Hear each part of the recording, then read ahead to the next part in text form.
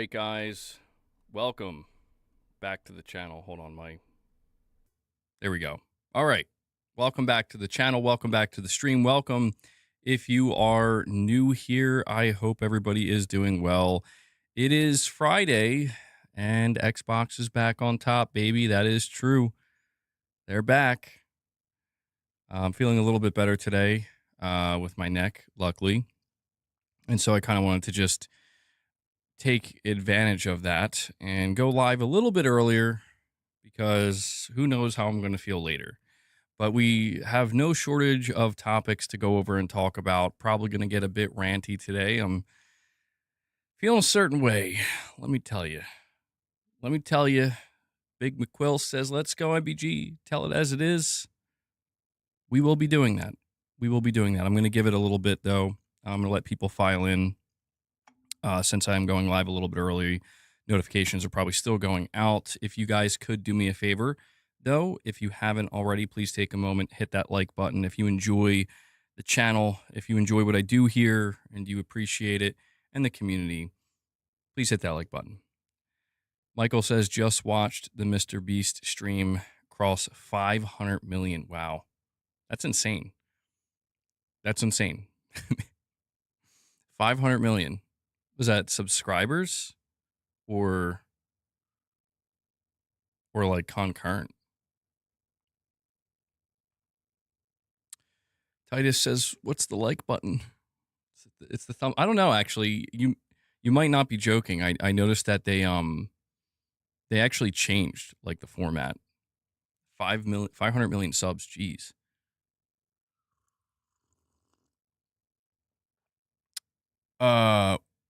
Well, no shade towards him, Nicodemus.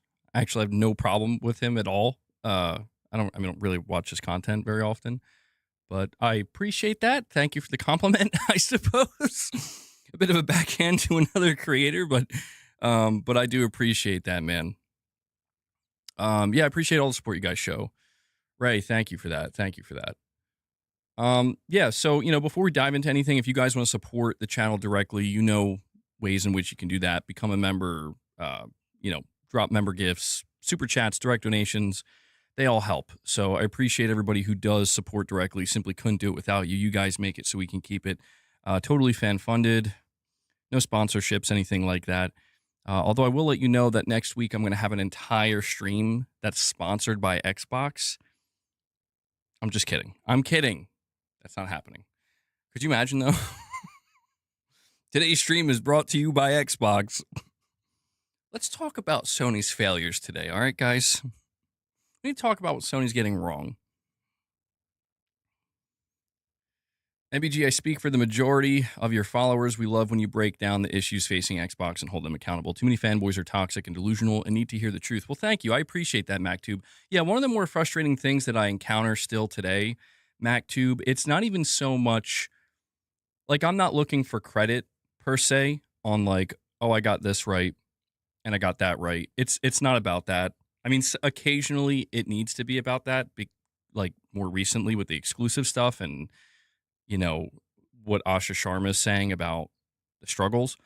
What really frustrates me, though, and what I still continue to see, and I don't mean to sound so whiny about it, but it is just monumentally frustrating, is people basically say to me, like, all you do is criticize Xbox and hate on Xbox, and you barely have anything negative to say about PlayStation.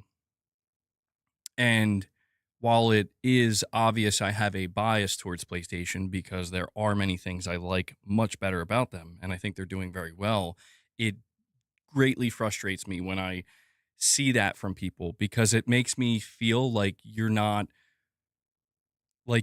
getting the truth out. You know what I'm saying? Like, I don't expect everybody to watch every single one of my streams, but there's like a kind of situation that I'm put in where people like to cherry pick what they show their audiences.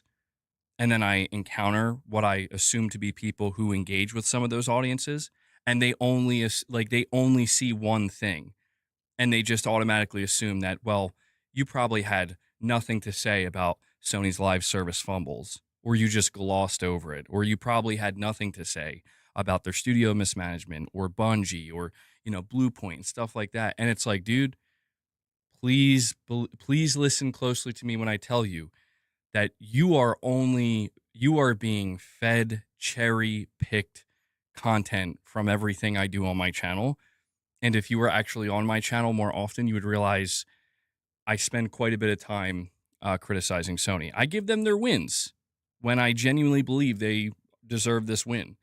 And for some people, that's where sometimes there's disagreements. There's disagreements sometimes. I get that. But it's like yesterday, for example, I encountered this guy and a bunch of people agreed with him for some reason, where he was like, all you do is dump on Xbox and you barely talk about PlayStation. And I'm like, brother, what are you talking about? And he's like, you do like 4-hour streams and that's all it is. You just dump on Xbox. I'm like, my stream today, as I'm communicating to you, which I don't know why I'm even doing that. My stream today, I spent at least an hour being critical of Sony, of their Bungie acquisition and their game sales and Intergalactic potentially. That's the thing that makes me go a little bit crazy, where it's like, I really do not appreciate people projecting their own assumptions and presumptions, I should say, onto me as a content creator and what I do. And I'm not asking them to sit down and watch every single one of my 3 to 4 hour streams. What I'm asking them to do is to please just stop talking about things you don't know anything about. But that will never change. So, yes, Michael, I need a hug. Thank you. It's the constant gaslighting, dude. It's crazy. It's getting crazier out there. Mustafa, you're not wrong. You're not wrong. MBG, the real issue, why do these Xbots continue to watch your channel and complain knowing your stance? Why not just watch if they don't like what you're saying? I can agree with that, because the thing about it, MacTube, is there's plenty of pro Xbox content creators that definitely have a completely opposite view, generally speaking, on, if not completely opposite, like a much more positive view, generally speaking. And I do agree with that, I appreciate anybody who shows up, but, I just have to be honest at this point in time, guys. Like, I think I'm done taking the whole kumbaya stance on things. Not to say that I want to go like crazy with it, but it's just like, I'm tired of pretending that I really am just completely on board with everything Xbox does. And I'm tired of pretending I don't have a massive problem with a portion of their fan base. I really do. Where it's like, I don't know if you guys saw this today, but Tom Henderson, he put out a tweet, and Tom Henderson's very popular. He has almost 300,000 followers on Twitter. He runs Insider Gaming. He's a respected insider, a respected journalist. He says Xbox's strategy so far under Asha Sharma seems to have been just cheap wins and chasing their tail. I'm not sure why they feel so inclined to talk so much and do interviews, but they should probably just stay silent until they have a plan in place. If people in the industry are confused about what they're doing, I can't imagine how confusing it is for a casual gamer. And oh boy, did Tom Henderson poke the hive, bro. Oh man. Mega iPod Music, thank you so much for the single member gift. Mega iPod kicks it off today. I very much appreciate the support. Let me thank you. Add that to the member goal count. Yeah, we'll see if we can make our way towards that goal. If we do, we'll feed the beast. I don't know if you guys can see, but Papa's sleeping on the chair over there. But Mega iPod, I appreciate that, bud. But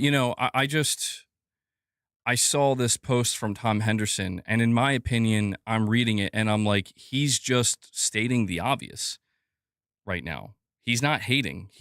I think he's stating the obvious. Let me just bring it up for you. I'm not doing it justice by just talking about it. I should bring it up. I'll do that now. I mean, I kind of have it set up at all times, so there's no reason for me not to. This is like the first top reply. I want you to take a good look. Take a good look at the profile picture, at the name, the profile name.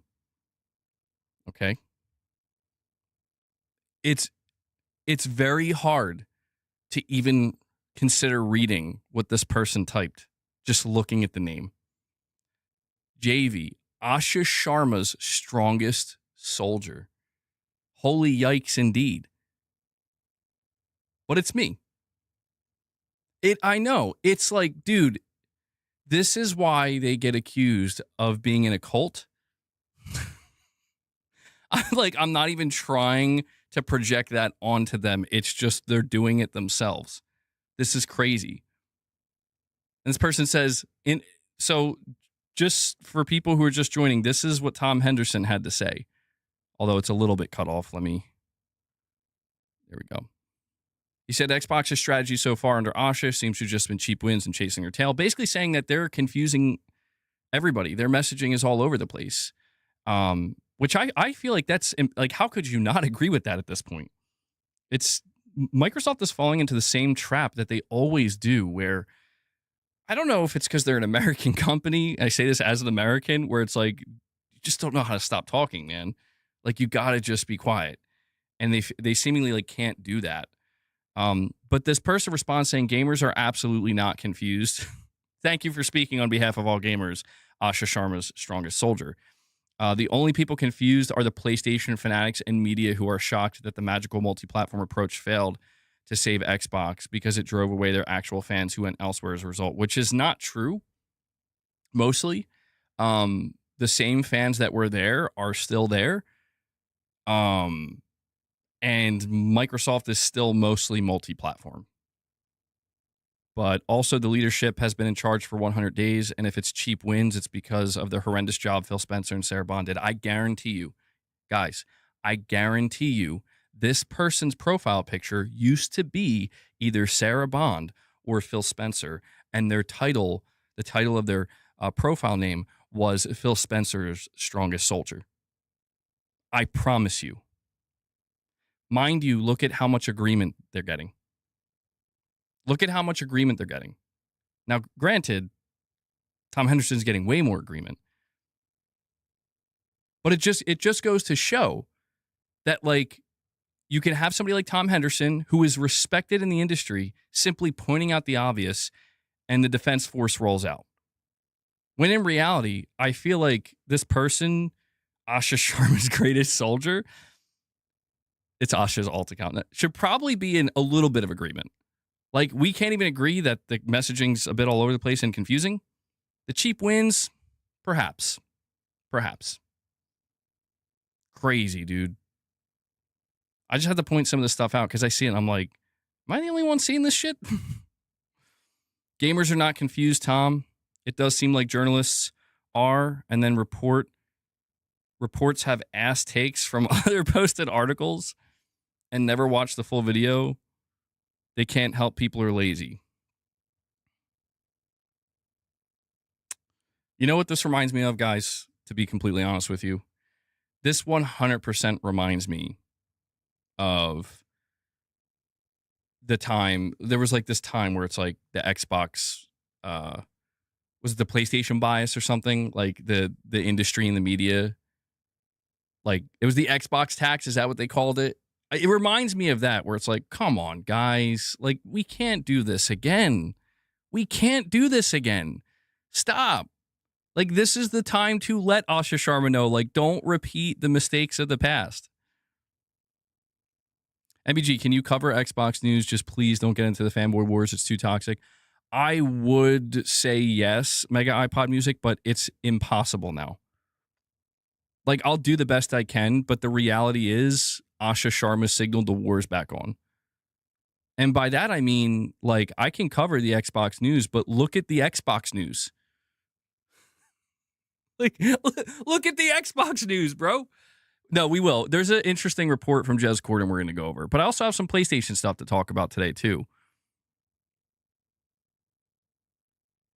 Even Mr. Matty Plays, who is part of the Xbox podcast and Xbox podcast, even said he does not know what's going on. It's crazy. Gaming Survivor saying, not going to lie, Xbox repeats the same story every year. Tom Henderson is respected. Yeah. Are you kidding me? Yeah. Like, I'm not saying everybody loves him. I'm just saying, like, he's I would say he's considered a more respected individual in the industry. I mean, he is an insider, so not everybody's going to love him, but all right. Let's see what else we got going on here though. So I want to start. I'll probably work in reverse order today. We'll start with Xbox just because it's. I don't know what the hell is going. I'm trying to keep up. So apparently there was an interview that was done with Matthew Ball. So it says here, in his first big interview on the Game Business Show, Matthew Ball discussed Xbox's fixes, like boosting exclusives to sell consoles and rethinking the next one amid hardware shortages. He floated ad-supported tiers similar to Netflix to lower prices and attract budget players without cramming ads into the gameplay. After headlines misread it as ads in games, Ball clarified on X that it's about cheaper access to the same content, not interruptions, easing gamer worries. So he says here. So actually, I should bring this back up. Hold on. I'll just show you the whole thing. Okay, so this was posted by Shinobi602. He did get community noted. It says Xbox is floating the idea of in-game ads, noting that they may have potential to keep our products affordable. Now, here's what's funny. Here's what's ironic about this, okay? Look at what he sourced. So Shinobi602 is sourcing Windows Central. If we were to click Windows Central or the actual article, the article title reads, "Oh boy, Xbox's chief strategist is floating the idea of in-game ads." So, mind you, all the people who are like raging right now, like specifically the Xbox fanboys, you should probably direct your ire towards Windows Central. It wasn't, Shinobi was just reading the bullet, like basically trying to give the gist of the Windows Central article. And that's what's so ironic. So Shinobi was lazy to not double check. Kang, I'm going to say it one more time now. Hold on. I'll make this as easy as I possibly can. I'm going to go to the article. Okay, I'm going to go to the article that he quoted.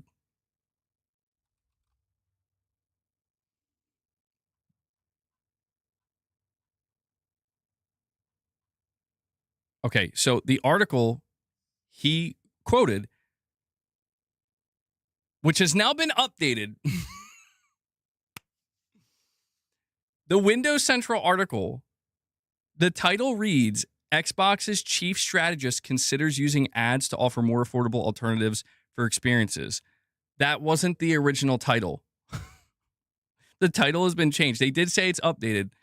The original title was, "Oh boy, Xbox's chief strategist is floating the idea of in-game ads." This is crazy, dude. Even Windows Central. See, this is why the Xbox fanboys don't realize how fucking stupid they actually look right now. And I mean this sincerely, where it's like the Xbox fanboys who are pushing back against Tom Henderson, being like, "No one's confused. What are you, stupid? Like, come on. Gamers aren't confused. Gamers know exactly what's going on." Meanwhile, Windows fucking Central is confused. Windows fucking Central. And now they're trying to redirect their ire to Shinobi. Oh, Shinobi, you're not doing proper reporting. Like, newsflash, dipshit. Your favorite place to get all Xbox news is confused and had to update it. Now, here's the thing. Matthew Ball did reply directly to this situation, which to be clear, I want to make something clear. If this isn't what you meant you should clarify this. This is not something you want floating around out there, because believe me when I tell you, the amount of pushback that I just saw over this, it's like, you know what? Forget your good showcase. Forget your games. Forget everything you just did. You just burnt all your goodwill by having this being circulated. So he did come out and respond.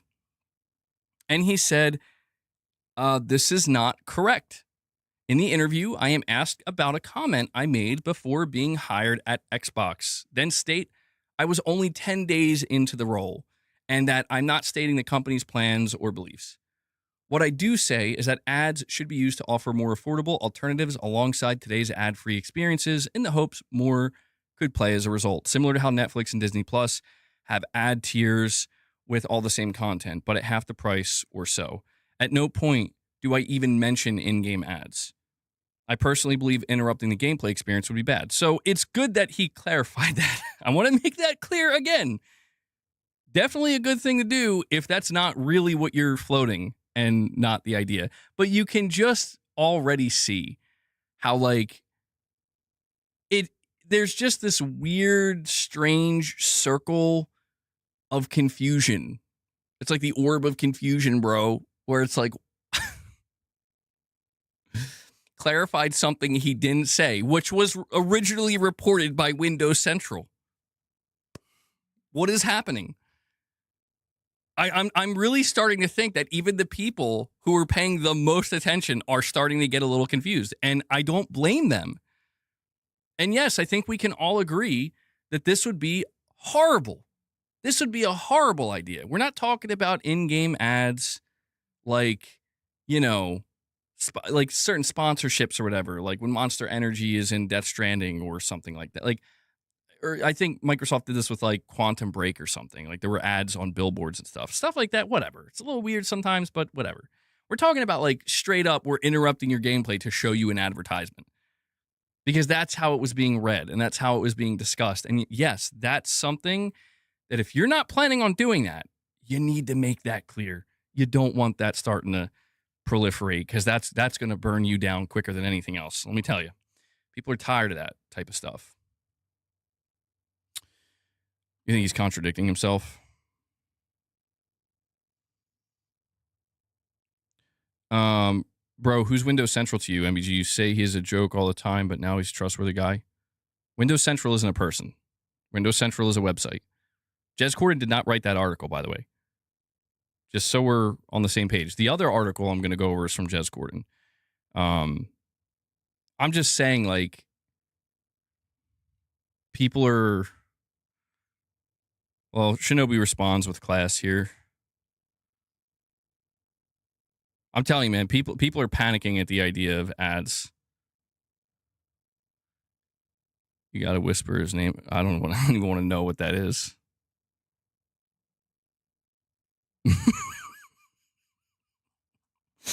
Let's not go any further. It just descends into pure chaos at that point. Oh man. All right, let me come back to the stream here. Hold on.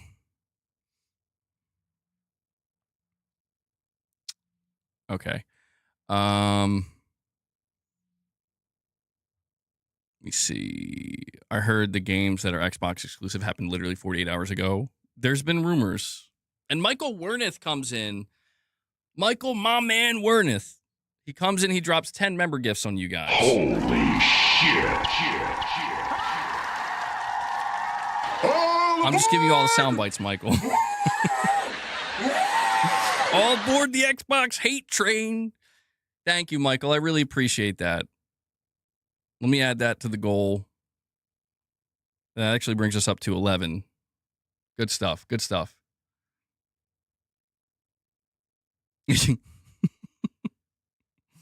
You love the scream, Irfan. Absolutely. I think we have a direct donation as well from Moonshot. He says, I'm now a father of 2 MBG. Just a young man mating and creating out here, bro. I'm going to have a... Oh, sorry. I almost read that wrong. I almost read as, I'm going to have some crack. I'm going to have to crack a cold one Jerk up some pork tonight, my brother. Goddamn. Even if I misread it, or did misread it, it sounds crazy. Big congratulations to Moonshot. Holy He's shit. now a father of 2, cracking open a cold one. He's jerking up some pork tonight. Sounds good. Sounds good to me, man. Moonshot, happy to hear that, bro. Enjoy. Yeah, no, it's totally, everything's fine. I love how I thought he said he was going to have crack, though. Like, I love that. Like, hey, I just became a father of 2 MBG. I'm going to go do crack now. Like, I was about to tell him, like, stop. No. But he's cracking open a cold one, which is good. It's good. All right. Irfan, what is this you're sending me? Let me see. Jeff Keighley saying that Capcom is going to return to Gamescom this August. So officially confirmed. Okay. Yeah, Capcom and Jeff Keighley have been very close. All right. So that whole thing with the ad situation with Xbox isn't really what I wanted to focus on too much, but just to, if anything, I'm helping clarify things out here. Oh yeah, I should show that too, though, really quick. You're talking about Shuhei Yoshida. So just for people, listen, I get it, man. I understand people are like, why are you talking so much about Xbox? Why are you talking so much about Xbox, MBG? Even Shuhei Yoshida can't stop.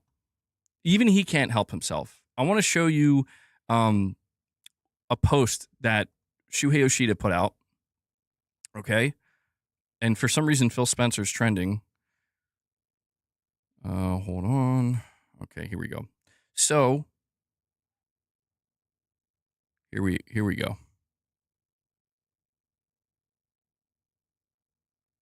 So Shuhei Yoshida, he says Xbox will dissolve into Windows and it's Microsoft's strength. This is Shuhei Yoshida saying this, dude.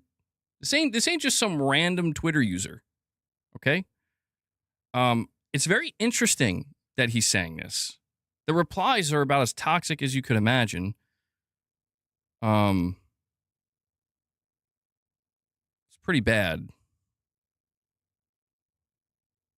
It's crazy how everyone comes together to try and discredit Xbox and spread reputational damage when they are being transparent this time about the cold, hard truth of what needs to be done.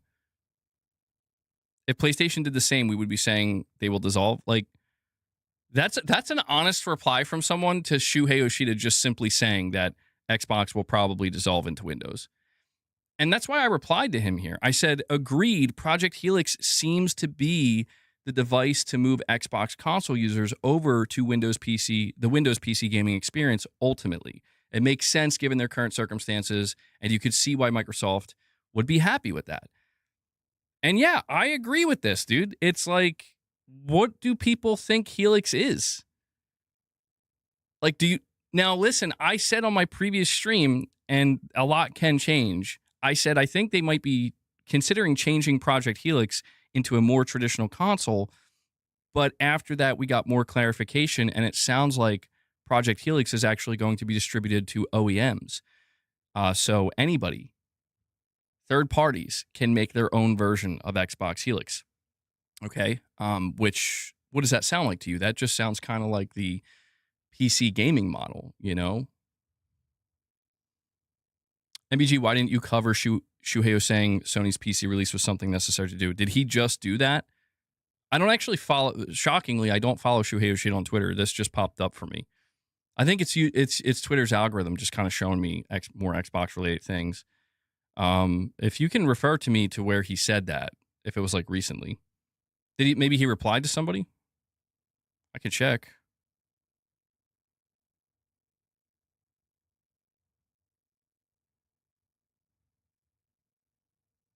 Oh, look at that, Sean Layden, bro. Sean Layden replied too. Asha's journey's fun to watch. I'm not seeing anything. Yeah, not seeing it. Oh, it was a while back when he was fired. I probably did cover that then, to be honest. If I recall, he said it was basically free money, which he's not wrong. I've never argued that. I mean, I've always considered the fact that it does take a little bit of time and resource for Sony to port their games to PC. But he was like, yeah, it's just basically free money. The problem for Sony is that whatever amount of free money they're getting doesn't seem to be worth it for them. But I still do agree that PC releases are necessary for live service games. I do completely agree with that. I'm going to be just totally real here. When it comes to Sony's live service games, they should just be everywhere. They should not be restricted from any platform. They need to have players. But the bigger report here that we need to go over. Now, I didn't just put this in my title just for the sake of it. Right? I didn't just say Xbox is in even worse shape than we thought. I didn't just say that for the sake of saying it. And it's not me even really saying that, truthfully. Moonshot with another direct donation says Xbox has got to learn to shut they mouth. The next 100 days is an internal bad times report not meant for fans. Let the fans celebrate the show. Damn. Well, this is what I find kind of strange, Moonshot. I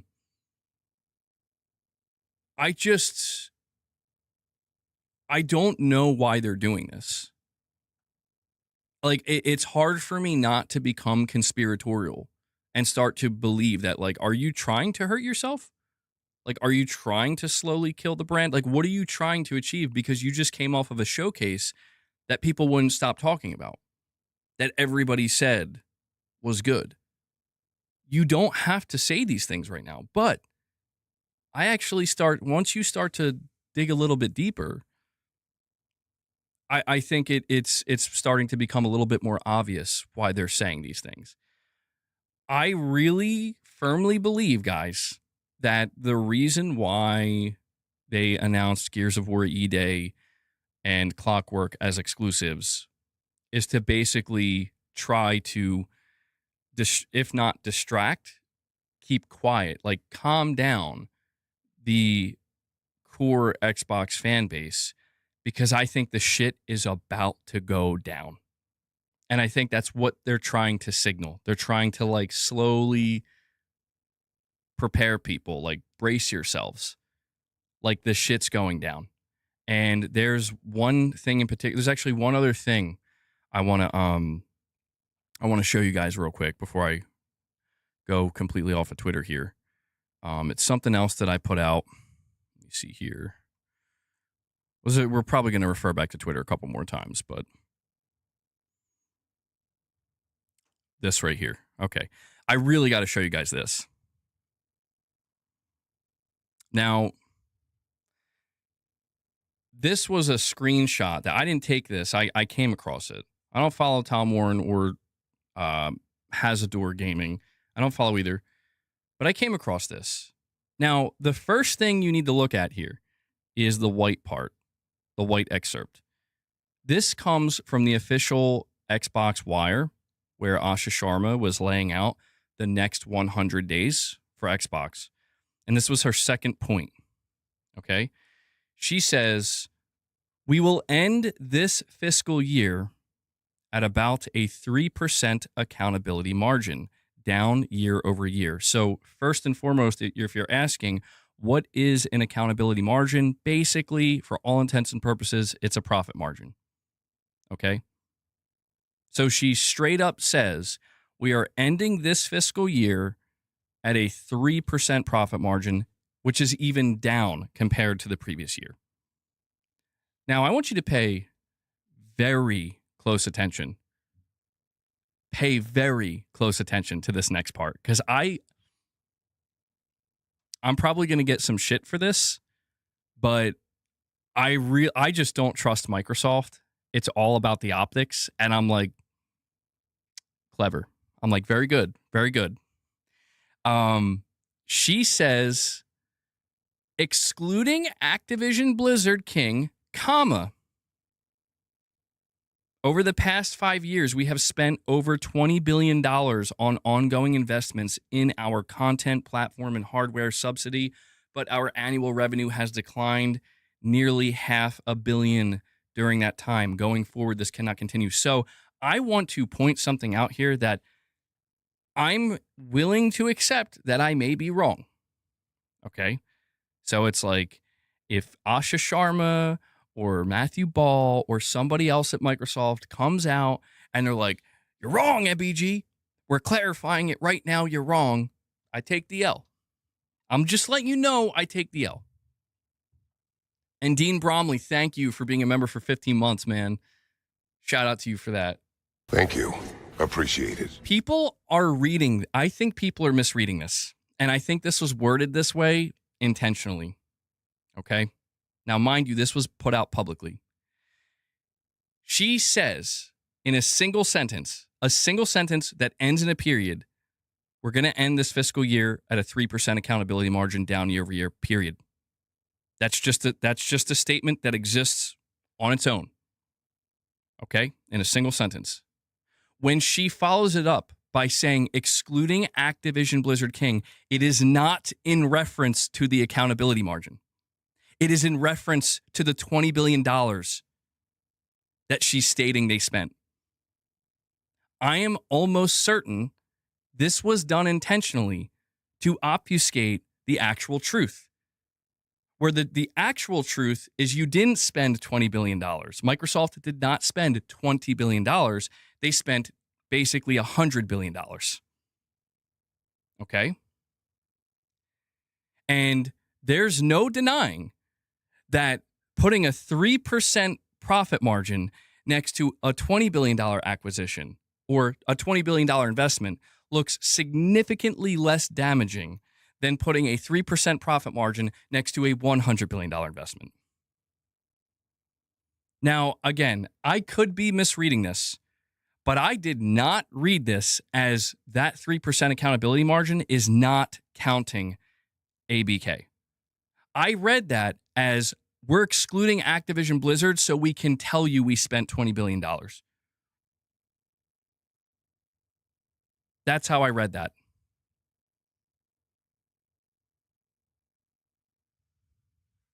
MBG assets are set against spend on the balance sheet. Once they become assets, you need to get better at this if you're doing business.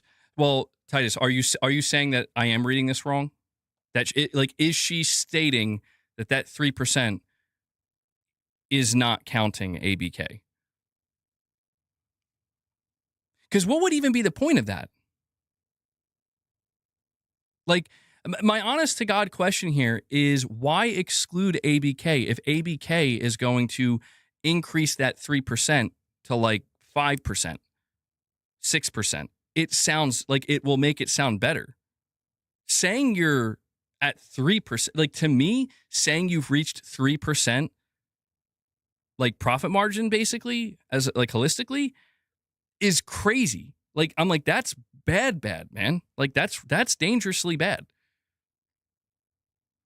So I guess just from my perspective, it's like, why would you exclude ABK from that? I don't think it is. I think there's a reason why it's worded that way. She doesn't say 3% accountability margin, comma, excluding ABK. She says 3%, period, excluding ABK, we spent $20 billion. I don't know. It's not, because when you spend a ton of money, there is an opportunity cost. They do sums over what they could have spent the money on and what it would bring in as well. Okay. What do I think Asha and Xbox should be doing differently? I mean, I won't deny that it's a tough question to answer. And we'll go over that. I'll talk more deeply about that. I mean, I have a couple of thoughts, but I don't envy the position that Asha Sharma's in. I don't envy the position that Matthew Ball's in, where I think it's easy to be very critical of them, and it might be necessary. But they're getting paid well to do these jobs. Let's not, forget about that too. But it's like, I mean, honestly, all I can continue to think that the words that keep popping up in my mind is like, good luck. Not rudely, just genuinely like, good luck. You have a mountain to climb. And I just feel like they're already starting to get in their own way. What is the point of Matt Booty? I don't know. We've been trying to figure that out for years, bro. Somehow Matt Booty's going to end up being the head of Xbox. I'm telling you, Asha Sharma's going to end up leaving sooner than we think, and Matt Booty's going to be her successor. I'd love that. I'd actually root for that guy. I'd be like, you know what, man? Somehow you made it here. I'm rooting for you. Like, for real. Moonshot with, it looks like he has 2 direct donations. He says, to the people in the chat saying it would have leaked and they're trying to control the conversation, we know this. This doesn't make it good to publish on Xbox Wire. Oh, so you're, yeah, I've noticed they're doing that too. I have noticed that. It seems like any of the internal memos that Asha Sharma sends out, just like we saw with Phil Spencer in the past, they leak, so they try to get ahead of it. I try to let people know that when these memos are put out, like, they are definitely run through PR like 5 times over. They're combed through for sure. But yeah, there is some important things to be extracted from this. Like that 3% number, ABK or not, is like, they're in dire straits right now. And then Moonshot, you're saying, just like Sneakers SO said, all Xbox tries to do is control the conversation. They need to refocus on what matters and stop trying to win perception over substance. Well, that's where I feel like it does seem like Microsoft or Xbox is being too on the nose these days with it. Where it's like, we understand you need to win the conversation. You need to be dominant in the headlines.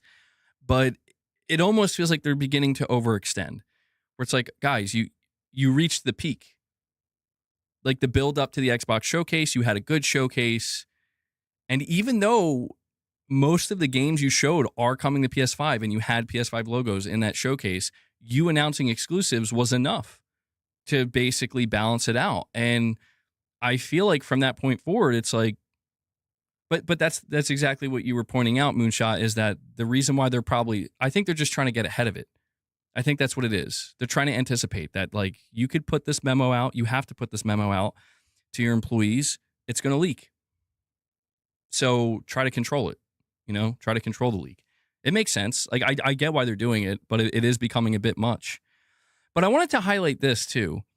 Tom Warren says, surprising to say the least, to see Microsoft admit this publicly. Some harsh truths in Asha's memo about the reality of how the Xbox business has been managed. Hazador Gaming says, what the F is going on at Xbox? Tom Warren says they nearly killed the brand for 3% margins. Hazador Gaming says people always put Phil on such a high pedestal, and yet here we are. This brand was mismanaged badly. And I'm just like,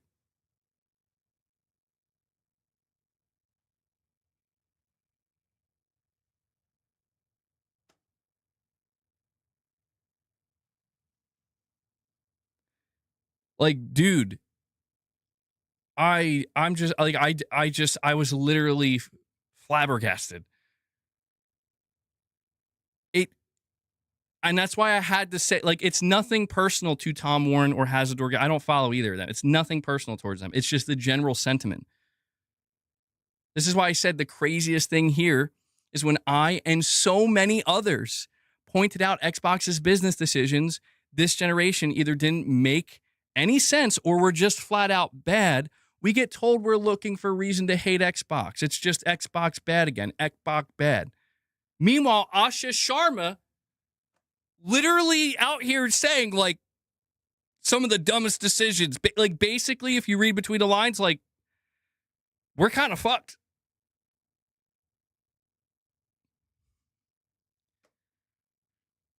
It's, I know for those of you who've been riding with me for a long time, I know you understand my frustration. Okay? I know you know what I'm talking about. People, you should see some of the replies to this. This is where you see, like, this post that I put out here is where you see people replying, being like, all you do is crash out and shit on Xbox every day. You don't talk facts. It's like, bitch, please. All I've been doing is talking facts. Like, don't get me wrong. I'm not denying the crash outs. I'm not saying I don't get overly emotional. And sometimes it's not so much about what I'm saying, it's how I'm saying it. It's like I'm freaking out. But like I was like, it doesn't change the fact I was right. I was dead on. You remember when I told you guys in 2022, every day you would see the Xbox the loyalists, they'd come out and they'd be like, Game Pass for $1, all the first party games, best deal in gaming. Sony, what are you doing, Sony? You gonna do that? You gonna put your games on PlayStation Plus? And Jim Ryan's like, no, we're not trying to kill our business. Oh, I see it. You're just greedy then. Okay. Well, you know what? Microsoft's got my back. And I and other people over here be like, you can't be this dumb. You can't fall for this. Stop. They're not your friend. They're not trying to save you money. They're trying to get you in the door. And then once they get you in the door, they're going to try to extract as much money from you as humanly possible. That's how this works. And not to mention, they're risking their entire business. That was like the big thing. It's a massive gamble. You want to put your games day one in the Game Pass, you're foregoing sales. You're conditioning your audience not to buy games. You're trying to convince them that you're trying to save them money because you're your friend. You know, it's parasocial. We're your friend. We're not going to treat you the same way Sony and Nintendo do. Come on, we're better than that. Meanwhile, it's like, you sure this isn't going to kill your business if it doesn't work? And then look at where we are. Look at where we are. Titus, yeah, I don't know what happened there, man. You dropped $4 in total for the direct donation. One of them came through. Both of them came through. One of them was blank, though. So I don't know what happened there. But Titus, you said there's no way they'd be bleeding out the profitability unless they are justifying something. The advertisement tier or something else. I think it's the layoffs. I think so. No, the second thing you dropped here, Titus, the second direct donation, it's just blank. But I got the first one, the first thing you said. And I agree with you. You're saying they would, under no circumstances would they be admitting that they've reached a 3% profit margin without needing to justify something. And I think that's why I'm saying the shit is going down, dude. I'm like, this is crazy. She says at the very end of her statement, quote, "This cannot continue." She's the Reaper. I mean, I'm not trying to like make light of the situation, but it's like, dude, it's PS user 69 with a $2 tip says, is this another content change? You try to act like Alex, but then stop and cry when trolls respond and still can't break 300 concurrent viewers. If you're talking about, oh no, it's Alex. No, I'm not copying his content. I'm not standing here in a banana suit, with TTS, which there's no hate towards that. That's perfectly fine. It works great for him, but no, that's not what this is. I'm showing you things on Twitter. That's what I'm doing. And I'm responding to them. I'm literally showing you my Twitter. And when it comes to the trolls, listen, man, you can say what you want. You can say I've been crying because I can't handle the trolls, but the reality is it's because I submitted and I said, listen, fine. If this is the direction we're going in, everybody wants to yell at me and tell me that exclusives need to go away and Sony needs to get with the times. And Sony says, hey, we're going to put Helldivers on Xbox. We're going to put our games on PC over time. And I see Xbox goes full multi-platform. I'm like, okay, I'm a console traditionalist. This is what I grew up with. This is what I know. Sure, let's do it. Why not? What's the worst that could happen? I mean, I have questions about the ultimate homogenization of the industry. I think that there's potential downsides there, too, that we need to acknowledge if we're being genuine and honest. But it's like, now suddenly, nope, Sony's going back to true exclusivity. I'm like, okay, never had a problem with it in the first place. Go for it. You're trying to sell your console. Whatever, bro. Not everybody's going to be happy, but that's the way it goes.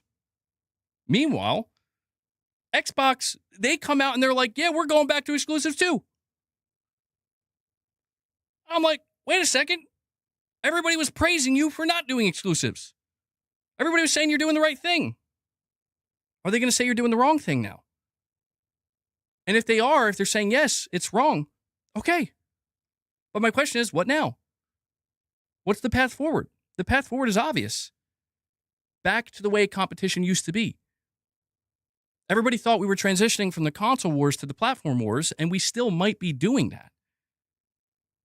But it really is now going to be determined by Microsoft. Truthfully, that's who's going to determine it. Because if Microsoft says, whoa, hold on. We were the one who initiated this transition. We were the ones who said that we want to transform this from, forget about the console, forget about the hardware, forget about the box. Worry about the platform. Fine. Hence why more and more people are thinking maybe they're trying to take on Steam a little bit more here. But now they're going back. And what are they signaling by doing that? They're signaling, actually, we're going back to the competition between the boxes. We want to give you a reason to buy an Xbox. So when it comes to the trolls, dude, it is what it is. I'm always going to get trolls, and I'm just accepting of that at this point. It's like I said earlier. I get people coming in, and they're going to look me dead in the eye and be like, well, you know, metaphorically, more on the internet, but they're going to tell me, hey, man, how come you don't cover the bad PlayStation news? How come you don't shit on PlayStation? And I'm like, because the motherfuckers who are out here clipping me refuse to clip that. They won't show you that. And you're not going to sit here and watch it. So what do you want from me? Either watch my fucking content or keep your mouth shut when it comes to talking about my content if you're not going to fucking watch it. So I watched a 5-minute clip. From who? From fucking who? The dickneck who's just trying to slander me? That's who? Get the fuck out of here with that. Like, this is what I'm talking about with these trolls, bro. You could call it crying all you want. I'm just telling you the truth. You know it's true. I know it's true. Everybody knows it's true. Go clip my stream from yesterday. There you go. Clip my stream from yesterday. Because I spent like an hour to an hour and a half bitching about Sony's sales, bitching about the Bungie acquisition, bitching about Intergalactic. Go clip that. Show it to everybody. Go for it. No, you can't do that because suddenly people, they might start to be in agreement with me. Can't have that now. No, can't have that. And Daniel, you're saying Double Fine or Rare going to be closed next month. Dude, if Rare... I hope not. Listen, we've reached a point with Xbox Studios where any of the studios they potentially go to shut down, if they do shut down any, it's going to be a bloodbath. I've been seeing people like the way they're reacting where it's like, you show me the closure of Double Fine. I saw people talking about Arcane. I'm like, no way. No. But it's scary because we thought for sure. They would never shut down Tango Gameworks, especially not after Hi-Fi Rush. I did say dick neck. Why did I say that? Oh, that's so good. That just happened subconsciously.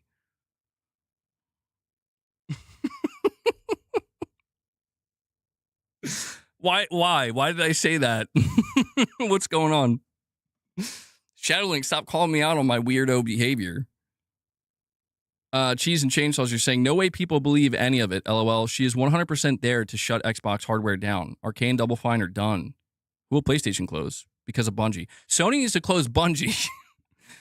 Dude, I swear to God, if I see another PlayStation studio sacrificed at the altar because of Bungie, granted, I mean, Bluepoint unfortunately was sacrificed mainly because of Jim Ryan. Sony should have never acquired Bluepoint, but Sony should have never acquired Bungie. What Sony needs to do is if they're considering shuttering anybody, they need to shutter Bungie. They need to sell them. That's what they need to do.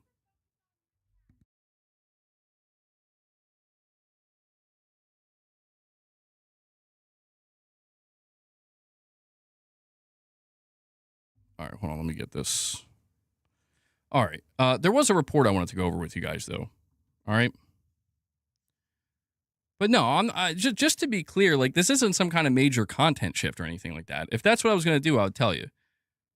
But you know, it is getting to a point where there's you know, I'm seeing some stuff floating around on Twitter to the degree where, you know, what is like I'm seeing Matthew Ball replying to a community noted post from Shinobi 602. I'm watching like Xbox fans or pundits like Tom Warren, you know, some people who cover Xbox where they're like, how could Phil have done this? They almost like they practically killed the brand with their business model, their business decisions. And yeah, I'm going to get defensive. I'm going to be honest. I'm going to get defensive because it's like, okay, what have I been saying for the last 6 years? And the only defense that people have when they try to criticize me anymore is like, well, yeah, sure, you may have said all those things, but you know, you're saying that while having a complete bias towards Sony. And I'm like, sure, I like Sony better and I like PlayStation better. I don't hide that. But what about all the times I criticize Sony? I don't think people are aware that my greatest crash out of 2026 has not been towards Xbox. The greatest crash out of 2026 so far has been towards Bluepoint. I literally almost punched a hole in my wall. I didn't literally punch a hole in my wall, but I was freaking out because I'm like, you can't do this to me. Like, Sony, you can't do this. And that's what it is, very frustrating, where it's like the people are, you know, my detractors, they're going to be quick to point out like, oh, you got emotional over this Xbox thing. It's like, yeah, I get emotional over PlayStation things too. So now that's the problem is I'm supposed, but let me get this straight real quick before I move on. But when I control my emotions, well, now you're just boring. Now you're just too boring, MBG. Look at this guy. He's putting people to sleep. Well, which is it? What do you want? Don't worry. I already know what you want. I already know. Don't answer that question. Anyway. Cheese, I missed your last super chat. You're saying Sony will need layoffs before the next quarter, sadly. They will. And the report that we got for Sony is that Bungie, emo MBG is the way. It's going to be my next wig. Like the black hair coming down. Bungie, I said this yesterday. I said this when we got the report, and I'll say it again. Pretty sure Bungie's getting gutted. I mean, dude, what is anybody else going to suffer layoffs at PlayStation Studios? Here are the two studios that I think are at, when it comes to PlayStation, the highest risk. Bungie, and I mean they are at the absolute highest risk because they have like 700 to 800 developers. That's like the size of that's like 3 to 4 AAA teams, dude, which is nuts. So they are, it's going to be bad. It's going to be a bloodbath. The second team, though, that I think is at the highest risk, the second team, I believe, is Haven with Fair Games or whatever that game's going to be. And actually, their new rebrand called Break-In or whatever was just trademarked. And yet there was no reveal. And I'm like, that's kind of peculiar. Weird, huh? So I wouldn't be surprised if they're like, we're gonna, axe them next. Maybe not. I don't know if they would like shut the studio down. I mean, if you're going to lay people off, what else are you supposed to do at that point? But I don't know, man. Outside of that, could Housemarque? I hope not. Housemarque, I don't think. I mean, Soros seems to be struggling to an extent sales-wise, but I don't know. I mean, I don't think that's a team that deserves. Like, I would rather see. I know this sounds bad to say, but it's like I'd rather see more cuts to Bungie, deeper cuts to Bungie, than see Housemarque affected. You know, I see people saying Bend Studio. Bend. I think that's dependent upon whether or not they're making progress with their game. I'll tell you this: we're at a point. If you hear anything about Bend and layoffs, their studio is probably getting closed because they haven't produced a game since a new game since 2019.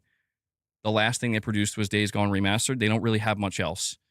So if their new project that they're trying to work on is not making progress, I don't think Sony's just going to be looking to. And that's another studio I don't want to see shut down. I think that they still have promise. They still have potential. But, Oh, dude, yeah, that's another studio too. LFG. LFG is working on what was known as Project Gummy Bears. Media Molecule. You saying they announced a new project? Did they just announce it now? Hold on. I mean, they have a new project in development. No, I don't think they announced it yet, though. Yeah, not yet. Well, we'll see. I mean, we'll see what happens with the Sony side because I'll tell you what, man. Sony, they are going to have to make cuts. It's not just going to be Microsoft. But to me, Sony's problem is so much more obvious.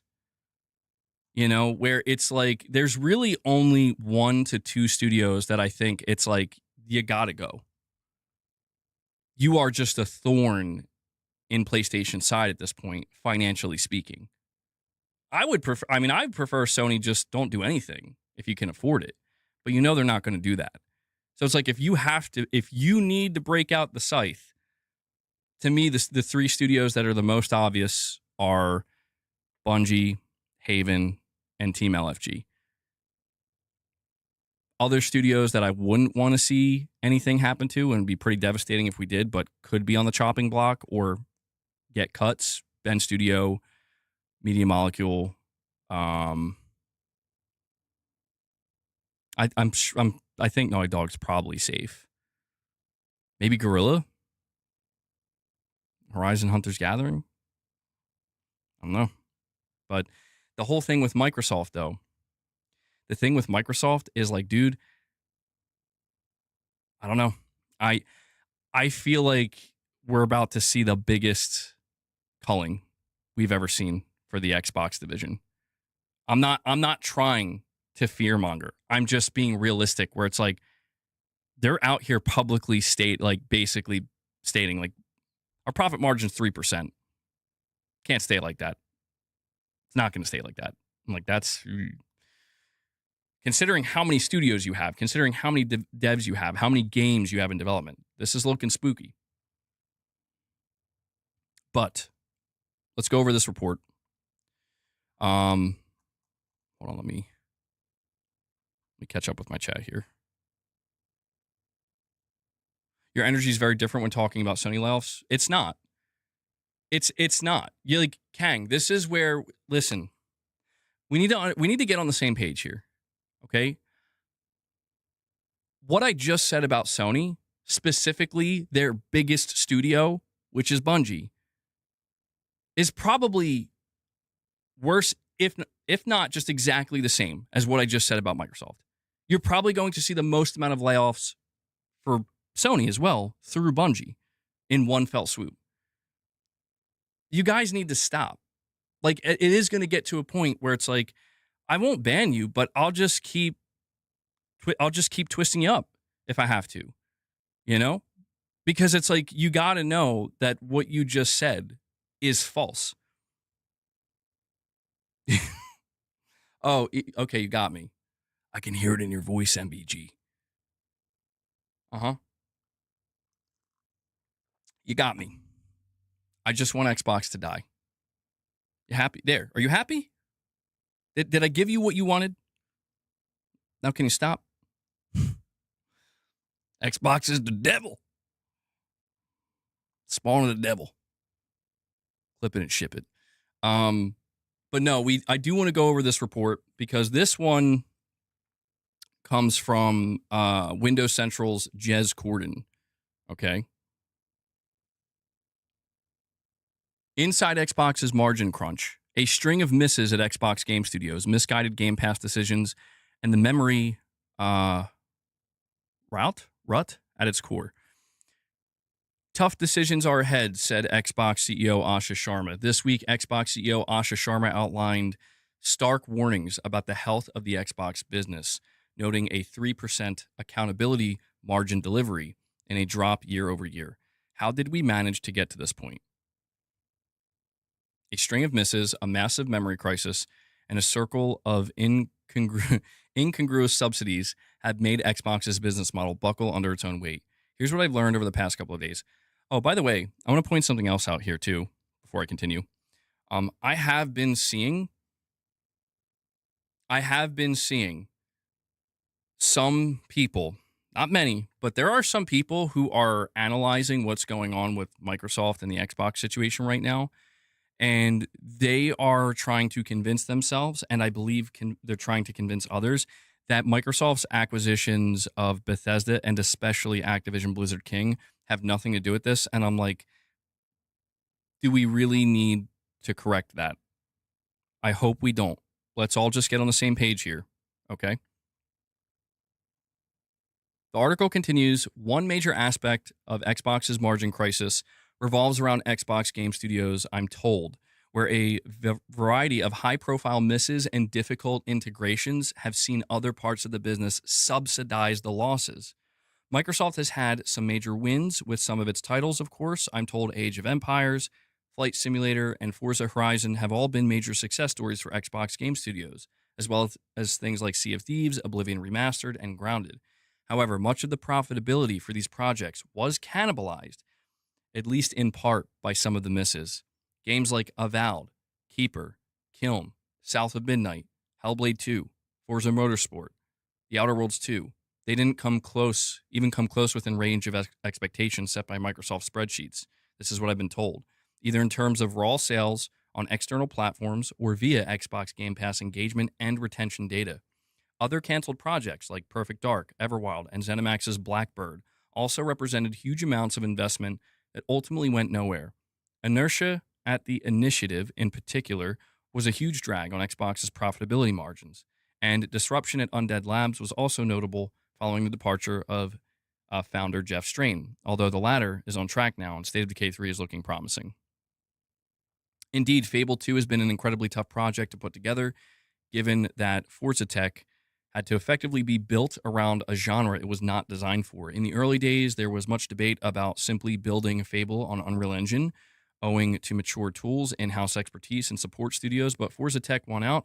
It could end up being a good thing in the long term, as I'm told Xbox is increasingly looking to leveraging its in-house engines over external vendors to reduce costs, which is probably a smart move if they can do it. But at least for now, Forza Tech extended Fable's development out further than it otherwise might have. Microsoft has also canceled a run of third-party projects at various degrees of lost investment, including a shooter from John Romero and a very costly vehicular service game project from Avalanche. Which one was that? I forget which one that was. Which you might remember. Oh, Contraband. So he does say Contraband. Many of the other projects within Xbox Game Studios and via third-party publishing also did not meet Microsoft's expectations, including the likes of Minecraft Legends, Ninja Gaiden 4, Minecraft Earth, Bleeding Edge, Towerborn, and others. Xbox's CSO Matthew Ball signaled an intent to double down on fewer tentpole franchises moving forward. I don't know if that was written right. To double down on fewer tentpole franchises moving forward. Okay. Microsoft has been investing in Blizzard to boost production on franchises like Overwatch, Diablo, Warcraft, and soon StarCraft as well. For example, Microsoft has been frustrated by the lack of new Fallout games to capitalize on the TV show's runaway success.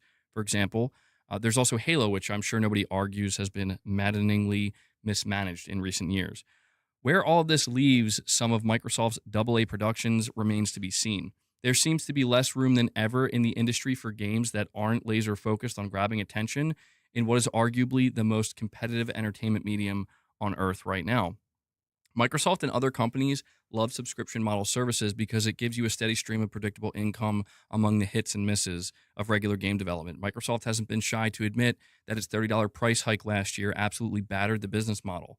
When you consider that Xbox Game Pass has been subsidizing departments that haven't been able to deliver fully yet, you can imagine what kind of damage that did on top of everything else.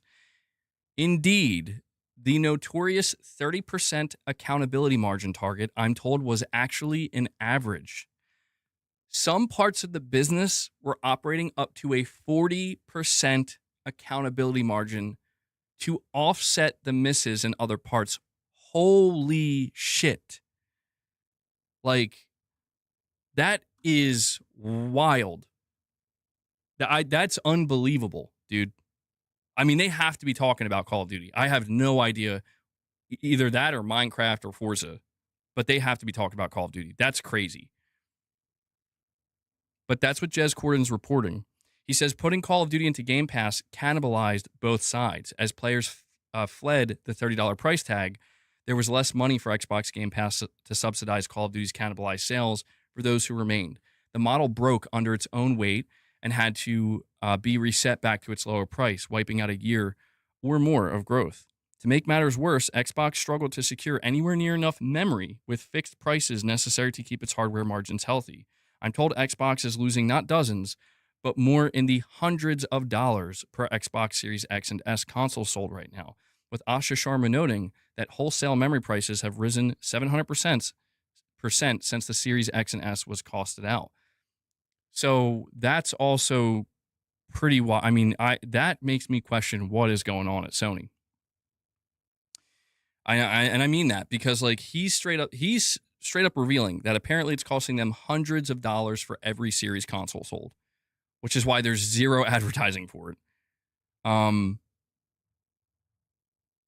mean, this is affecting not just Microsoft. This is affecting Sony. This is why when I look to the future of the PlayStation side of things, I'm like, sure, maybe we can look at the Xbox side and say, who cares? Maybe they just determine they don't really need console ultimately. Sony does. Like, that's crazy if this is what they're looking at going into next gen. It's kind of scary. I don't know what they're going to do.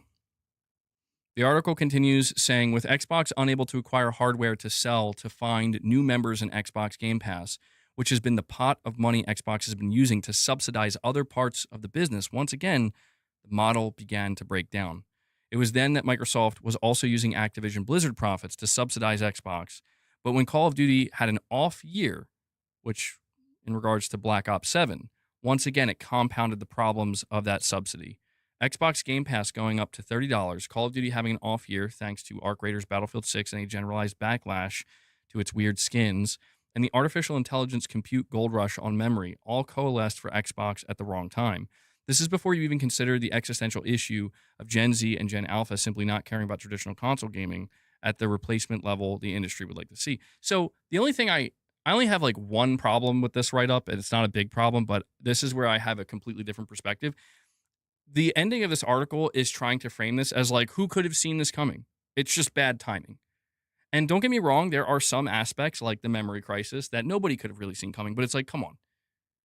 Like, are we really going to sit here and pretend that no one's like, meanwhile, half the industry was screaming at Microsoft, like, this is stupid. Stop while you're ahead.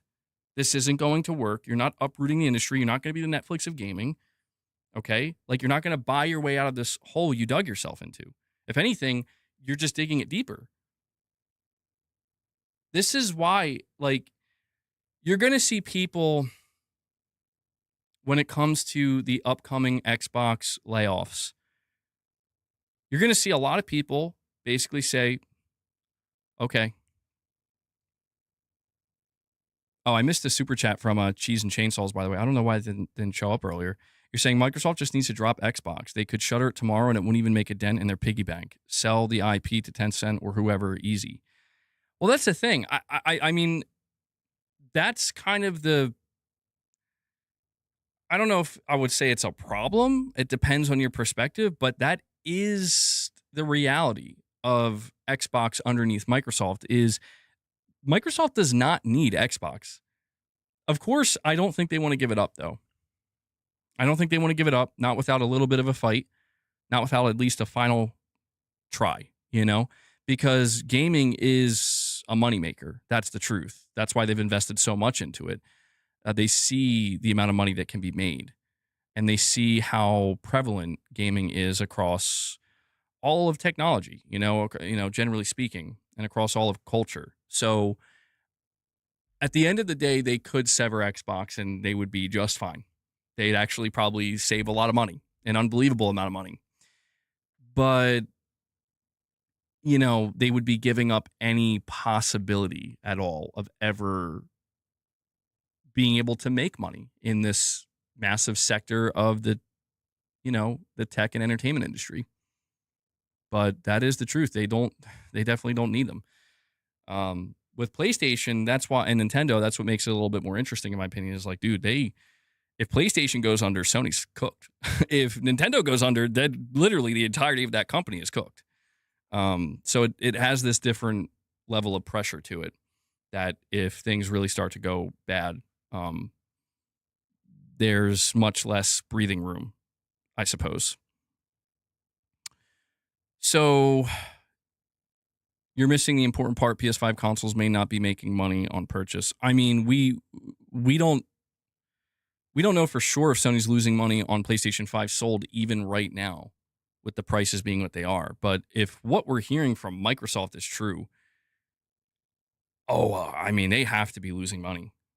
Um, I I don't know. Like, make no mistake, and we have plenty of time going forward to talk about this, but when we talk about the, because this is something I run into as well. A lot of people are like, well, it's not just Microsoft running into issues. And it's like, you're not wrong. Like, there are many issues affecting everybody here.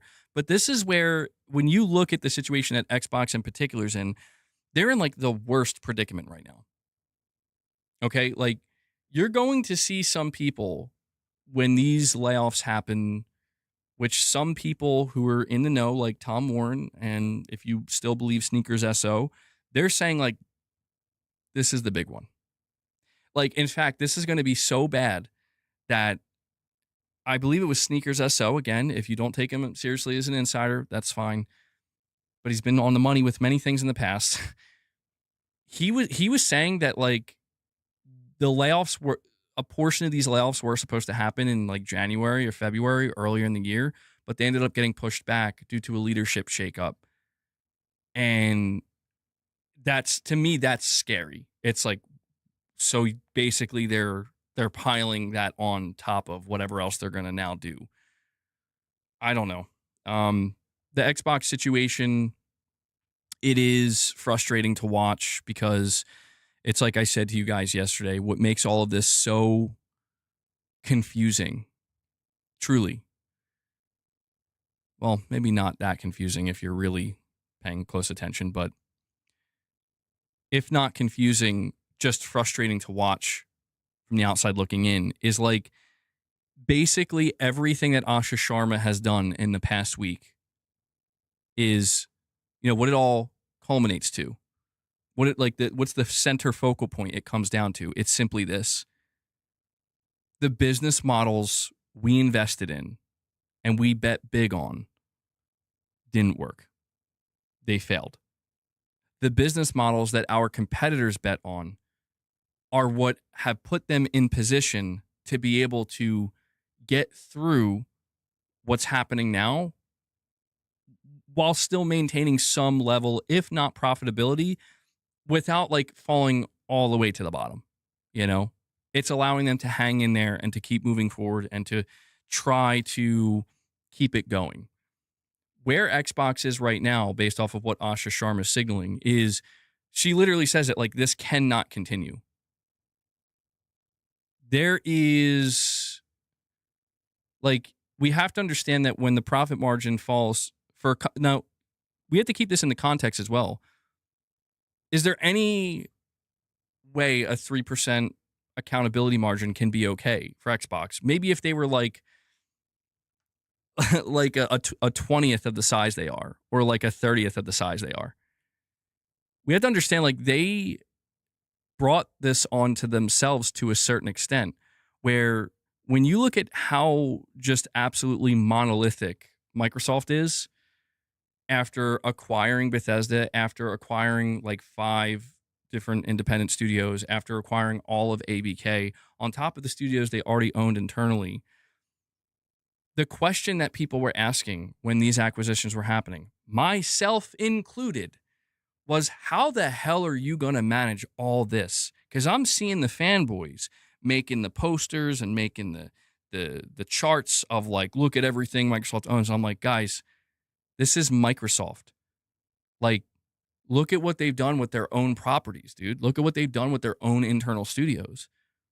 Like, they have nothing practically at this point. They've left themselves with almost nothing, which was why they're making these purchases. But this is where it's like,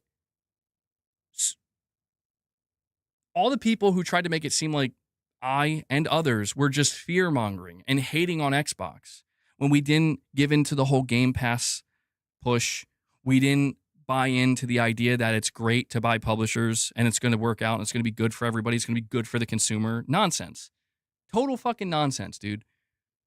We were gaslit into oblivion, all in the name of we need this to work. So come on, stop being so negative. And the whole time, what was I yelling? What was I and so many other people yelling at Xbox? Like, you should probably take a fucking page out of Sony and Nintendo's book and get better at what you're doing. Because if you don't do that, you're going to drown. That's what we were saying. Activision Blizzard isn't going to save you. Bethesda's not going to save you. Because guess what? They need to be managed. And if you don't know how to manage your own studios, this is why when people say to me today, like, do you think Sony's going to acquire this guy, this studio, or that publisher? I'm like, hell no. Sony should acquire nobody right now. They need to get their own shit straight.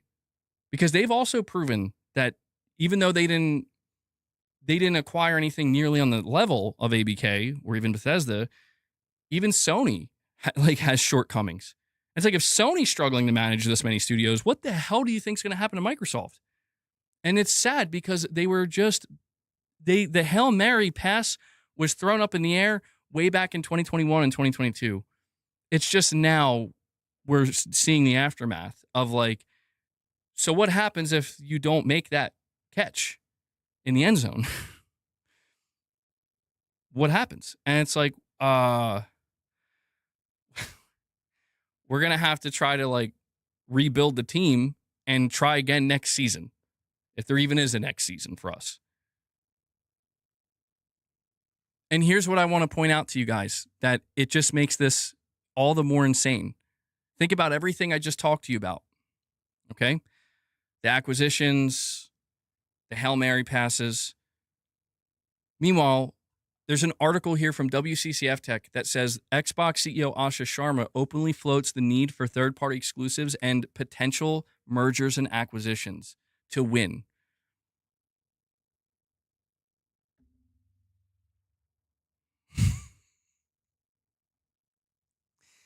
It's like, dude, it's hard to watch this. It literally feels like a car crash in slow motion, man. Where it's like, there's no, like, I literally quote tweeted this on my Twitter saying, is this a joke? I'm not trying to hate, because this is this is lunacy, guys. This is lunacy. How are they going to? So let's talk about that. Well, before I do that, just so you understand where this headline's coming from.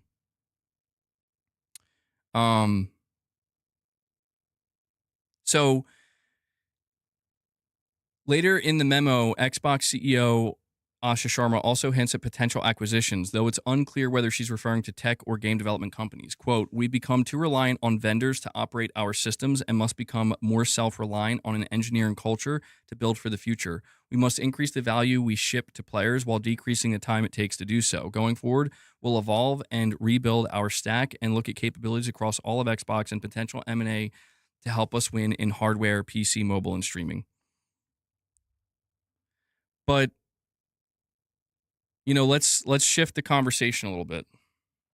Okay, so we look at the 3% margin.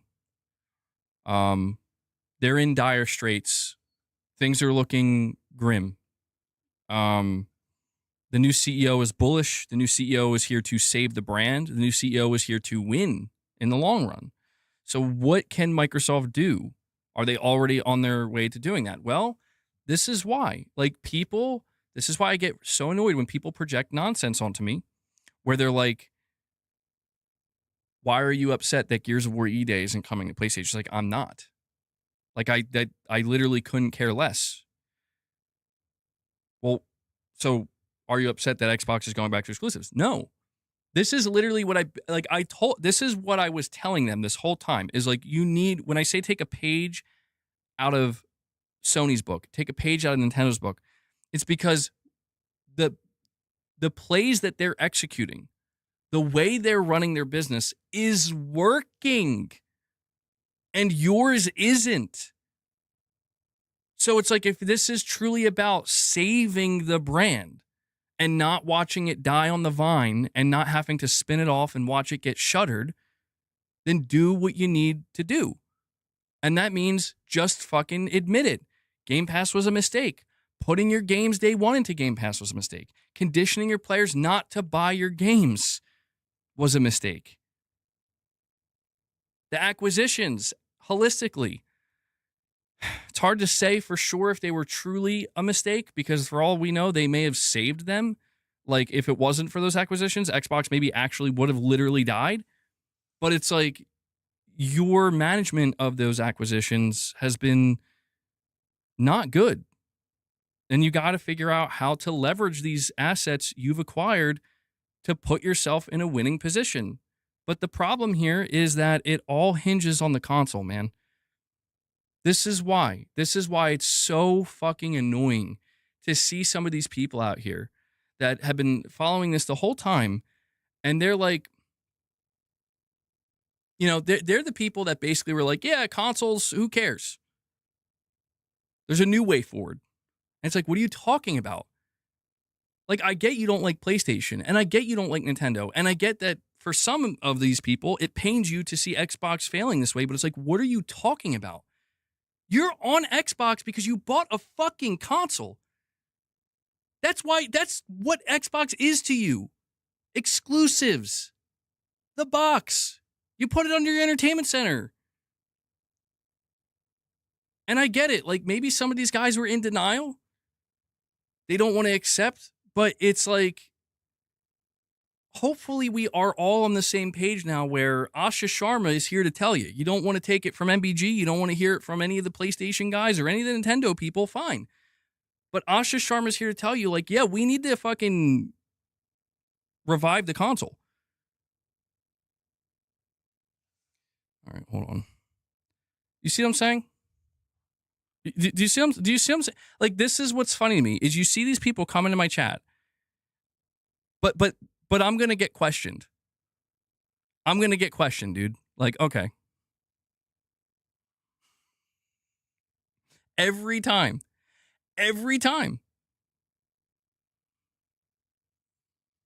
They can't meet the demand for the Xbox console due to bad decision making. They need to fix production issues. Well, here's why I don't think Xbox can be saved. Well, let me preface this. I want to cut this conversation in half.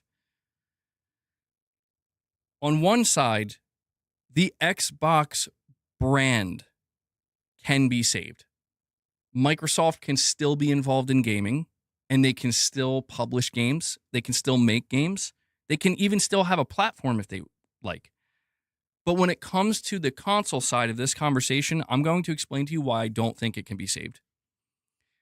I think there could have been a chance for the console to be saved if it wasn't for the prices shooting up. I say this because given the circumstances that Microsoft finds themselves in right now, if they really did want to decide, we want to make a normal traditional console and we want it to be affordable, $500, maybe $600. It's going to be next gen. It's going to be cutting edge, right? If we were in that position where something like that was feasible right now, and this is when they decided, we're ripping the Band-Aid off. We have to admit, Game Pass failed. Multi-platform failed. Everything we've tried failed. We're going back. We're going to follow in the footsteps of Sony and Nintendo. We're going all in with exclusives. Not one, not two, but I mean a true commitment of like, our games are exclusive to the box. And yes, that means future games like Elder Scrolls, Blade, etc. Right? If they did this, now maybe the only exception being like Call of Duty and Minecraft, which those are the exceptions. If they were able to do this right now, I would tell you the chance of a comeback is very real. You have so many studios, you have major publishers, you have IPs and franchises that are going to be undeniable to a large group of gamers, right? And if your hardware is relatively affordable, within reason, within range, not $700, $800, $900 to $1,000, but what it is expected to be, $400, $500, $600 range, people are going to buy Xboxes. 100%. 100%. The problem that Microsoft finds themselves in is you have to undo Game Pass, you have to communicate. You have to find it. See, this is why Asha's going to lose, dude. You have to find a way to remove day one from Game Pass without the entire fan base going nuclear and without the headlines burying you. You have to find a way to do that while simultaneously finding a way to deliver console hardware that is very clearly signaling it's a console, it's affordable, and it's a competitor to PlayStation and the Switch. You have to do that during a time of economic crisis where, I mean, Asha Sharma saying it herself, the price has gone up like 700%, while simultaneously managing the most amount of studios any publisher has to manage.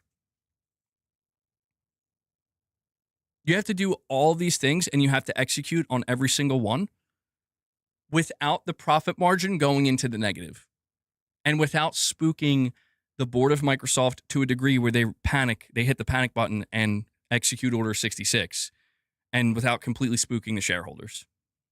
And you have to do all that. You have to do everything I just said while also hoping Sony doesn't bury you further, and Nintendo, because they're going to be fighting tooth and nail to maintain their position. Do I sound like I'm dooming, or do I sound like I'm giving you a dose of reality of this is what Microsoft and the Xbox division and the leaders at the Xbox division, this is what they're looking down the barrel of. Okay? This is why I said earlier, I don't envy the positions they're in. Because when we look at Sony and we acknowledge the potential shortcomings that they have, the potential problems they're going to run into, don't get me wrong, Sony is at risk as well. They're not totally shielded. Like, Sony has their own problems that we talk about extensively. But they don't have this problem. This is the problem Microsoft is facing is a whole nother problem that frankly was created by Phil Spencer. But I think that, Phil Spencer was probably also frustrated because if you look back at the Xbox One, it's like, did they have true exclusives? They did. Did people buy them? No. And but that's the thing, is like, we're talking about a ReCore here, a Quantum Break there, and a Halo 5 that nobody's excited about. You compare that to the games, to the studios, the publishers, the IPs that Microsoft owns now, it's kind of night and day. But that's the thing, is it's like, there's a reason why Asha Sharma is only committing to 2 exclusives. Because she knows that there's a real chance this is going to be a colossal fail. Gears is going to flop, and it's going to be bad. And Clockwork is definitely going to flop, and it's going to be bad. And it's not going to save their console business. Cheese, you're saying, so why keep talking about it? They're done. Move on. That's because the thing is, they're not done. That's the truth.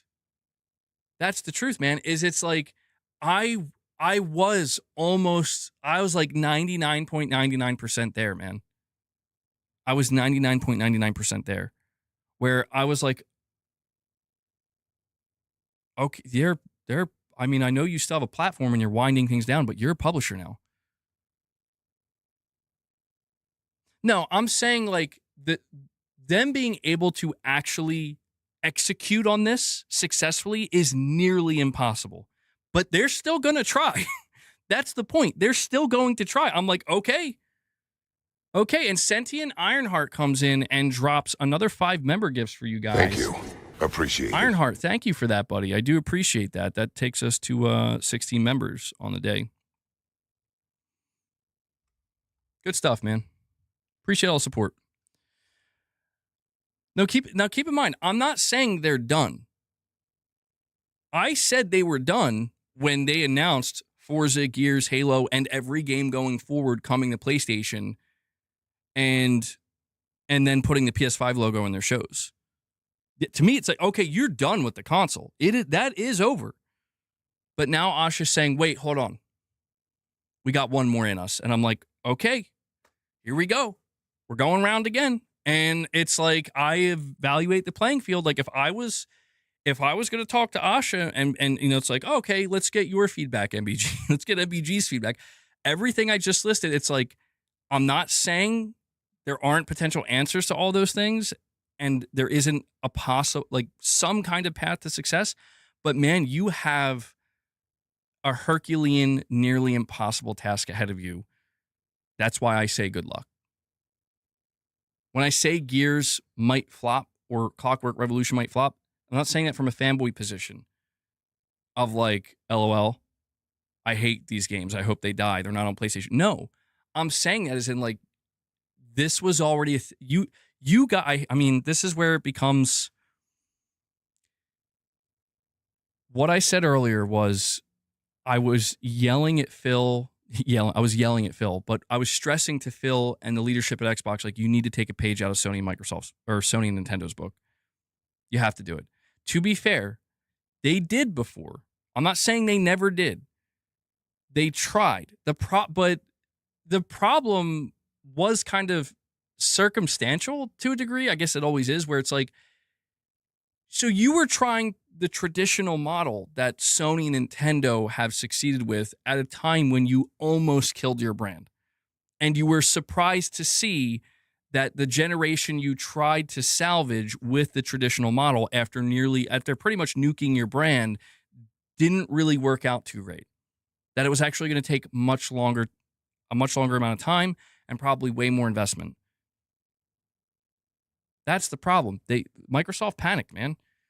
They hit the panic button too early. They made decisions that went too far against making any business sense.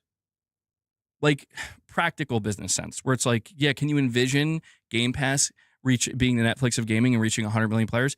And that's why I said, like, Phil probably was punching air, because he's like, what are you talking about? What are you talking about? Like, I'll give you Game Pass for a fucking $1. I'll give you all of our games for $1.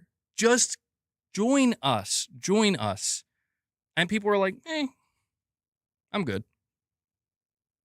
That's why I really believe that all of this is just, it's too late. It's too late, man, where it's like, it wasn't sustainable, but you could make the argument that, like, having Gears exclusive, having Elder Scrolls 6 exclusive, having Blade exclusive, having Fallout exclusive, having the next Halo exclusive, having the next Forza Horizon exclusive, you could make an argument that all these games in tandem would be enough to sell the hardware. But it's like, is it going to be enough to sell the hardware if it's like $1,000? I mean, is it going to be enough to sell the hardware if the only way you can make this work is by telling people we're no longer putting these games on Game Pass? How are you going to not how are you going to avoid a nuclear meltdown? Geez, you're saying the day Xbox is gone will be a healthy day for you. The day Xbox is gone, I'm going to show up on my stream like, it's a great day. Oh, my neck. My neck's still probably fucking me up, though. It's like, truthfully, though, man, like, I do feel kind of bad. Like, because it's sad to see. It is. It is sad to see that like, the only people that are really like, let's go, like, Xbox is back, high five, baby. They're fucking like, they're slapping each other's asses and stuff. The only people that are doing that, it's like you're basically in a cult, dude. Like, get a reality check. Be excited. Like, I'm not saying you shouldn't be excited for Gears being exclusive, but it's like, that's not going to help right now, right? Like, and that's not me saying that. Like, Asha basically confirmed that. She's like, Gears of War is going to be exclusive. Meanwhile, prices for our consoles are like up 700%, and we're losing hundreds of dollars on every one sold. Yeah.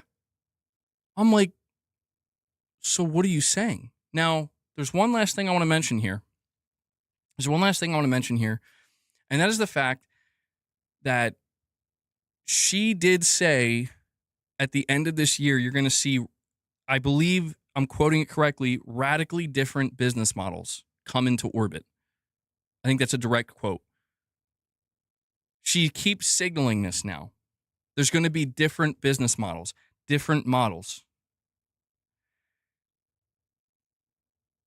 What I think this ultimately means is that it's hard to really predict this because, I mean, they're all over the place. But based off of everything I know and everything that's been said, what I suspect that means is cloud gaming, some type of cloud device potentially. A way to get people into the Xbox ecosystem that has nothing to do with the hardware or very little to do with the hardware. This is something Microsoft's been talking about for a long time. And she seems to be signaling the most towards this. No, I don't think she's saying Klarna. I mean, it could be. But I think what this really looks like is ultimately,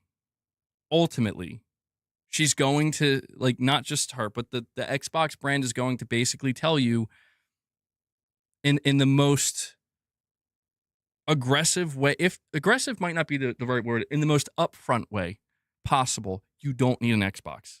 You don't need to buy a box. And that may sound antithetical, right? But that's the thing. What she's saying is kind of, there is a layer of I don't know, I guess you could say hypocrisy, but if not hypocrisy, it's just these two things seem to cancel each other out. We're going back to exclusives. We're doing two, and we'll think about the rest in the future. We'll see what we do. And that's because we want to give you a reason to buy the console.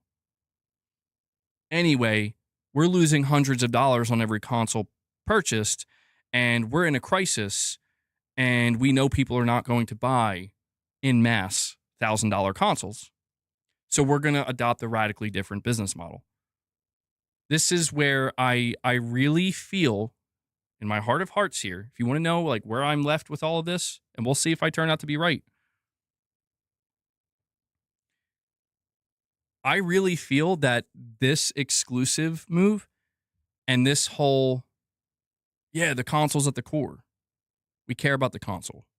We care about you, the Xbox player that cares about the console. I really think this is them just throwing a couple of bones. Be like, now calm down. Because we have to make, we have to make high executive business decisions that you're not going to like. I think it's a matter of trying to rally them, rally the fans, rally the hardcore, and really drive home this, we are back. We are back. The console's back. Exclusives are back. We got you. We're in it. Because in the next 100 days, you're going to see the entire brand flipped on its head. That's my honest to God assessment of everything that's going on here, and the only thing that explains all this crazy shit that's going on. Where I'm like, there's only one thing that makes sense here, and that is the shit's about to go down. And they just want to try to mitigate the amount of Xbox players that are left that are going to lose their fucking mind. Because look at what happened when Phil announced 4 games were coming to PlayStation, dude. There was no bones thrown, by the way. That's the thing. Like, Phil was making those moves and those announcements, which were necessary business decisions at the time. They deemed it necessary, but they weren't easing it. I mean, you saw, like, insiders, like Xbox insiders and stuff, trying to ease it and cushion the blow. But Microsoft was just like, the best Phil could do is like, now I'm not saying it's going to be Starfield and Indiana Jones, but I'm saying it's probably going to be Starfield and Indiana Jones. Cheese and Chainsaws, you're saying problem is GeForce Now and it has Game Pass on it. Well, that's the thing too, is the way that they've proliferated Game Pass across other, like, I don't think they'll kill Game Pass. I think they're going to neuter Game Pass, basically. Like, they're going to gut Game Pass eventually. Like, I tried to tell people, like, if you're celebrating Call of Duty being removed, buckle up. You're sending the wrong signal. Oh, they saved me $7 a month. Yeah, and they're going to say, are you happy? Do you like that? You like that? Okay, we got more coming, baby. We got more coming. I'm just saying, like, eventually that's going to have to happen. If what Ashish Sharma is saying is true, we need to get back to profitability. This cannot continue. There's no chance in hell they don't start making other decisions when it comes to removing more stuff from Game Pass, because you're going to have to. Because guess what? Who are you trying to emulate right now? You're trying to emulate Sony and you're trying to emulate Nintendo. Do either of these companies that have found success in this market that you're now trying to be a viable competitor in again, do they do this? No, they don't. And there's a very good reason they don't. There's a reason why they never even tried. The closest Sony ever got was here's Horizon Forbidden West a year after launch, and they were like, we're never doing that shit again. We're never doing that again. I don't know. It's quite the clusterfuck that they're in, truthfully. And there's a very good reason why, even though they just had what many people would consider an amazing showcase, exclusives are back, it's nothing but positive talk, that within 4 days afterwards, now there's all this. And it doesn't come from insiders. It doesn't come from, people throwing out random reports of, here's the whispers I've been hearing. This is coming directly from the leadership at Xbox themselves. So very, very, very interesting times ahead. And, as much as I want to, I told you guys, I'll just reiterate it one more time. Like, I was ready to hold hands and sing Kumbaya. It's like everything's fine.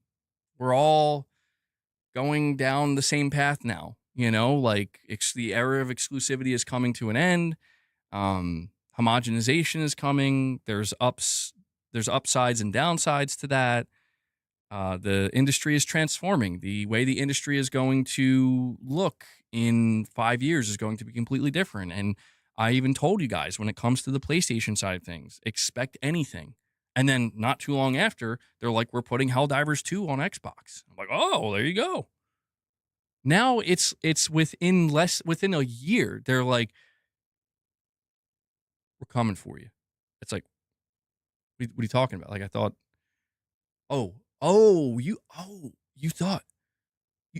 you thought you were getting that Halo trailer at that State of Play. Well, think again. PlayStation Nation. Dude, so Sony is seething about, they're like, are you fucking serious right now? And Asha's like, I'm dead ass. That was an actual exchange that happened between Herman Hulst and Asha Sharma, or Hideaki Nishino and Asha Sharma. But nothing changes regardless. Games you'd never play ain't coming to PlayStation, and games you play are staying on PlayStation. In the short term, Cheese, I do agree. It is very comical to me that even with all of this happening, it's like, so I guess you're taking State of Decay with you, huh? And they're like, actually, no, we're launching that on PS5. I'm like, oh, okay. Well, I guess the next Hellblade. And they're like, actually, no, we're announcing that now, and that's coming to PlayStation 2. And I'm like, what, really? So it's like, it is this awkward position still where it's like, so I guess I'm good for a while. I guess we'll see where Blade and OD and games like that end up. But for the short term, it's like nothing really does change for me.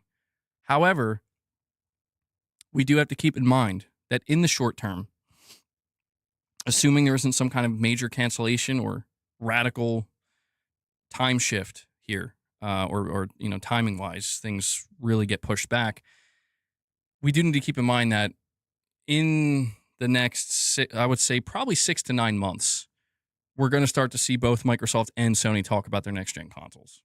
And so I have no doubt in my mind that when she talks about the next 100 days, that's going to be part of that. They're already starting to talk about it a little bit. So things could, even though things for a short period of time are going to kind of stay the same, it's really what they're signaling that's going to happen in the year following that, in the 3 to 5 years following that, that I think things are about to get, the boats are about to get rocked. So you're saying in Taiwan, we have a website that lets players exchange PS5 games. So I bought 007 and beat it in exchange for Pragmata. Pretty good way to save money. That's actually really good. That's nice. If you don't care about holding on to your games, that's really nice. You went in the opposite order of me. I'm playing Pragmata now, and I'm going to play 007 next. So how was it? I'm assuming it was good. I've heard nothing but good things about 007. All right. Well, I think that, I don't know what else is left to be said for now about the Xbox situation. Every time I think that's it, there's more stuff coming out, and it just seemingly never ends. But I don't know. I think maybe now, maybe it'll calm down for a little bit. But we got something else we got to talk about. Portions of the internet are having a meltdown over a PlayStation 5 exclusive succeeding. And it's just, I don't know why it's like this all the time. Even if others go exclusive, you still wouldn't play them. You didn't play Forza until it came to PlayStation. They have nothing to go there for. And that includes state of shit. You know it. Bro, he said state of shit. I'll put it to you this way, Cheese. If we go into next gen and Microsoft really is like, we're not giving you any more games at all, I will seriously consider buying maybe I will have an Xbox as my secondary console for specific games. I'm not saying I wouldn't consider that. I would. But I'm not going to lie to you or anybody and make it seem like I'm like heavy breathing for a game for like the next Halo. Even I do think Gears of War looks good, but it's like, yeah, I'm not going to go buy a Series X for that. Especially because of the timing. If we were in a complete drought, Sony wasn't dropping anything, third parties weren't dropping anything, maybe I'd be taking a closer look at Gears. Here's the thing, State of Decay 3, I don't think there is going to be a State of Decay 4. State of Decay 3 seems like it's going to be a live service game, and I'm like, okay, well, I don't think I have to worry about that. Curious about Senua. Forza, that's another one, dude. Like, if they are like Forza Horizon 7 is going to be exclusive, I'd be like, okay, interesting. Maybe. I do like the I'm much more interested in Forza Horizon 6 because of the setting, to be honest. And apparently people were telling me it's way better than 5, so I'm like, okay. But we will see. We have a direct donation from Moonshot. He says, and to think Colt wore a suit when Microsoft closed the ABK deal. Did he really? Okay. Songs were made for Phil Spencer. I remember saying this ain't going to go how they think. You know what it was for me, Moonshot? I'm going to tell you what it was for me. Like, do you know the moment I truly was like, we're dealing with a special kind of delusion here? That's putting it politely. It was when I would see, who was that woman? She was a business executive. She worked at Activision. Lulu? Who was her name? It was the Asian woman. And she was engaging with the radical fans and the fanboys and like hyping them up and be like, you guys want this. This is going to be good for you. You don't come on. Like, she was practically console warring. She was going crazy. And the fans were the fanboys propped her up, man, and were acting frankly weird. And then the moment she got her golden parachute, she disappeared, bro. She was gone. And I'm like, y'all are some idiots. For real. Come on.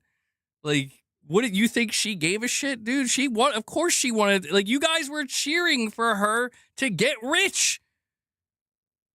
It was crazy. I'm like, bro, you guys you lost the plot. But, it happened, and that's when I can't blame her either. How could I be mad at her? It's like, yeah, she wants her bag. Who wouldn't want that in her position? She's set for life after that, dude. But just to see so many people who are not going to get rich, who are not going to make money, they're like, yeah, Game Pass. You know what? Just for that, I'm talking about Xbox the whole show now. You're lucky. You're lucky Ray deleted that. You're lucky, everybody. Sorry,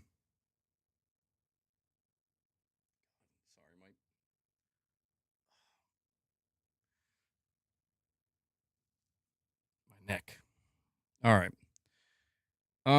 Well, I do have a PlayStation topic to talk about.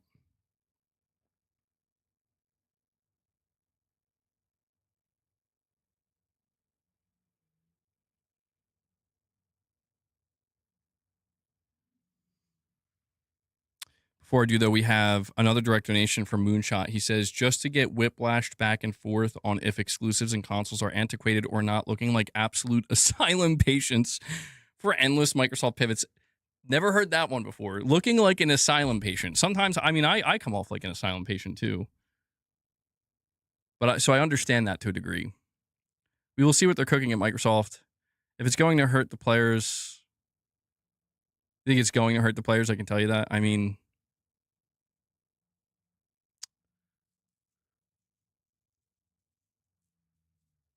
I think this will be the final thing I'll say too, and then we'll move on to the PlayStation topic that I want to talk about with you guys.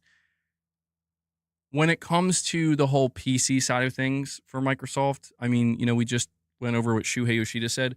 Shuhei Yoshida was saying that, like, yeah, I think they're going to dissolve Xbox into Windows.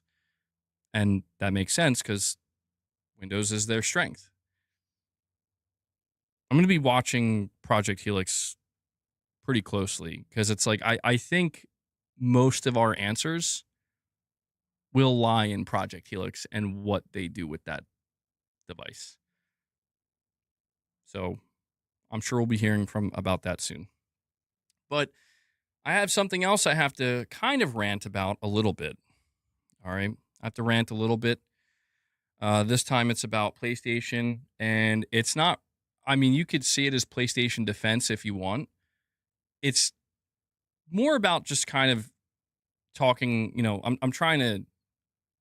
So yesterday we covered, let me just bring it up for you guys. We covered Alinea Analytics.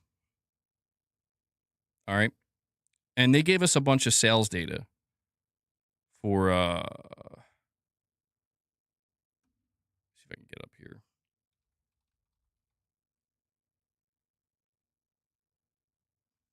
They gave us a bunch of sales data for PlayStation games. Sales estimates, I should say. Okay, why? Hold on. Here we go. All right. I'm going to bring it up here. Okay, so this came out yesterday, and this is from Alinea Analytics once again. And these are estimates. They estimate that Ghost of Yotei has sold 4.8 million. Death Stranding 2 sold 1.7 million. MLB Show 745K, Saros 406K, Marathon 347K, and God of War Sons of Sparta 132K. Now, what's really been trending here, there's two things that have been trending from this. The first is meltdowns of some kind. I don't know, like a lot of weird shit going on with Ghost of Yotei. 4.8 million. Weird shit going on there. I'm going to talk about that in a minute. The second thing is, generally speaking, if these are to be accurate, if they are accurate, which I have reason to believe they're not nearly as accurate as you might think, how's it looking? It's also ironic, by the way. I just want to point this out too. At least a portion of the people are like, those sales look trash, bro. Like, I don't know why I sound like that. Yeah, some of these sales look a little bleak depending on which game you're looking at. But it's like bro, you're coming from Xbox. What are you talking about? Like, what are you talking about? Like, if Sony's hitting this much of a struggle right now with some of these games, okay. I'm just saying. Good to see games for female gamers doing well. Yes, cheese. Thank you for that contribution. I very much appreciate that. If you click on the link, it says this is a sponsored post. Are you? Wait, nah. Are you serious?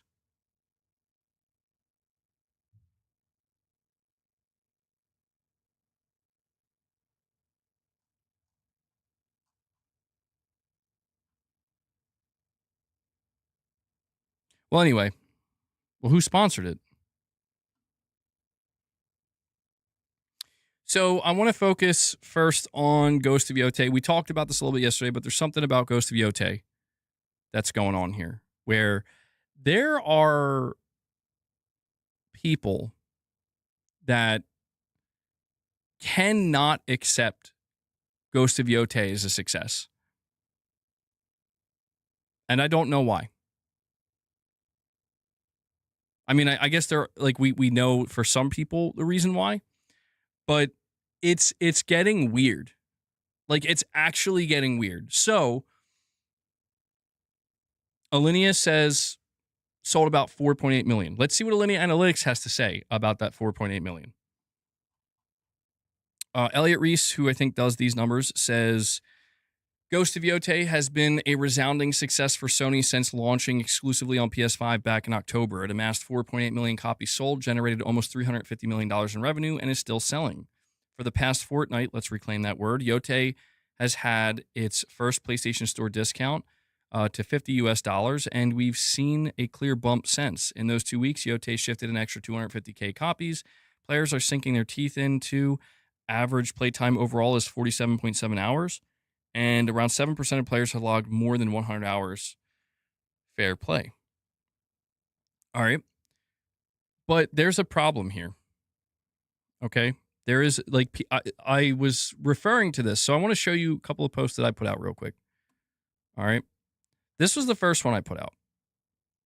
I said, if it is true that Ghost of Yotei has sold 4.8 million copies in 8 months, that's actually very good. Ghost of Tsushima sold 6.5 million copies in 1 year on a larger install base with the PS4 at the time. Yotei still has roughly 4 months to potentially match Tsushima, right? So I was giving Alinea Analytics the benefit of the doubt, you know? Well, that's the thing. Are they reliable? Are they not? I'm going to say when it comes to Sony games, they might not be as reliable as we think. I can't speak. I don't know how they get their numbers for games across different platforms, but there's like a glaring issue here with this. It's actually like pretty significant that it's like, I don't know if they're aware of this, but I'm going to show you what I'm talking about. So when I put this post out, I had assumed that the 4.8 million is accurate, which everything I say here is still true. Like, the problem that I'm seeing is people they're looking at 4.8 million in 8 months and they're like, that's not good. And it's like, what are you talking about? Like, Tsushima sold 6.5 million in 1 year. Was that not good? Tsushima was a huge success for PlayStation and just generally. So I'm like, this is pretty good, man. This is a successful game. But here's where things get even more interesting. I became aware of the fact that this number is not accurate. Actually, this 4.8 million might be severely inaccurate. And here's why. It said, so it turns out the 4.8 million sales estimate is false. Sony officially confirmed at the 4-month mark, which I did forget about this myself, to be honest, that Ghost of Yotei was selling better than Ghost of Tsushima during the same time period. Ghost of Tsushima sold over 5 million copies within 4 months. The main point here being that Ghost of Yotei has found very significant success. And so, yes, this is true. I don't know if you can read this. It says Ghost of Yotei exceeded sales of its predecessor in the same period of time, Sony's CFO reveals. Here's the important part. Look at the date. February. Well, you can't see the date. February 5th, 2026 is when Sony revealed this. February 5th. Ghost of Tsushima sales exceed 5 million in just 4 months. November 12th, 2020.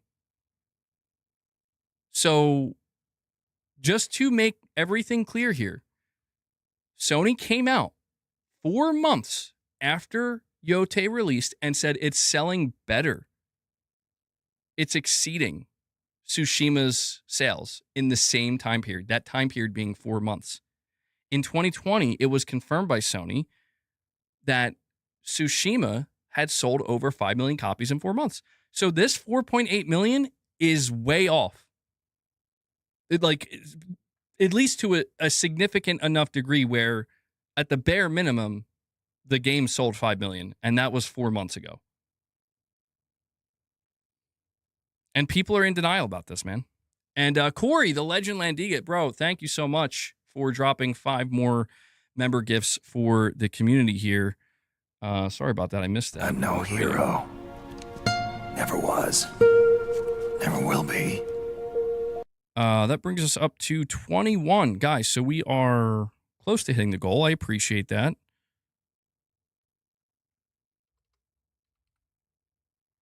Four-way. All right, hold on. Let me go back here.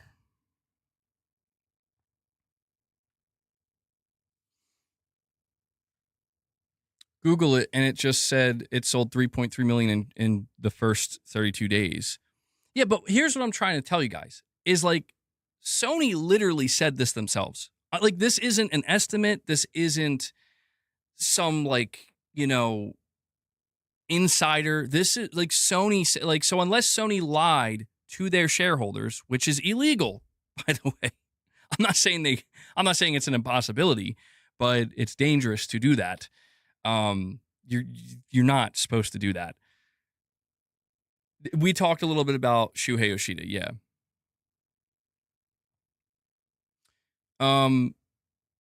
But this is just where it's like, I'm facing a situation right now. We, like, Ghost of Yote fans are facing a situation where we either look at what Sony said about their own game and sales, and we say, no, thank you, Sony, you're lying.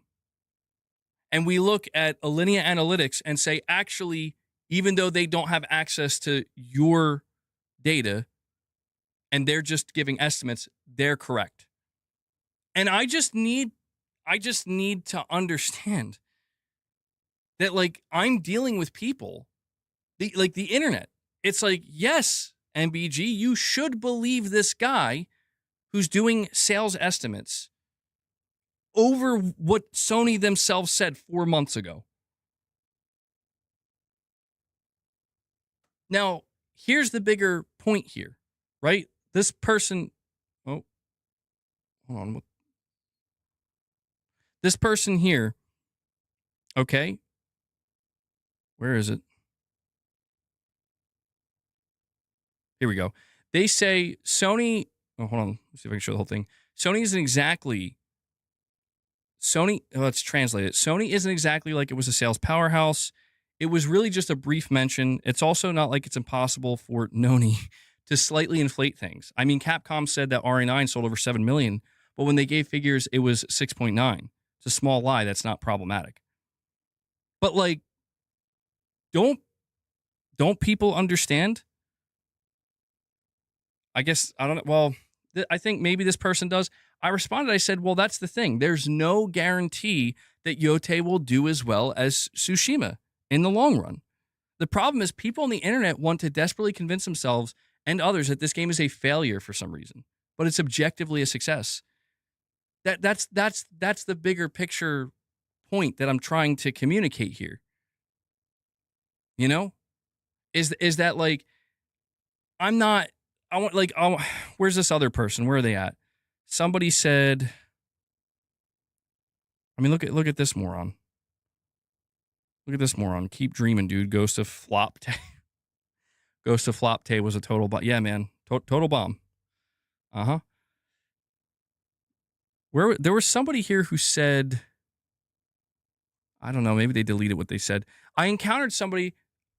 Oh, no, it's right here. It was right up top. Oh, I did reply to them. Okay. So they were showing this. They were like, as of late 2024, Ghost of Tsushima has sold over 13 million copies worldwide. And they're like, in comparison to Tsushima, it's a failure. And I'm like, bro, I can't deal with this level of incompetence.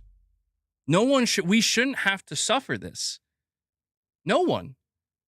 Like, you're talking about 4 fucking years of a game being on the market. And you expect, like, just so we're on the same page, if Ghost of Yotei doesn't sell 13 million copies in 8 months, because Tsushima sold 13 million copies in 4 years, it's a failure.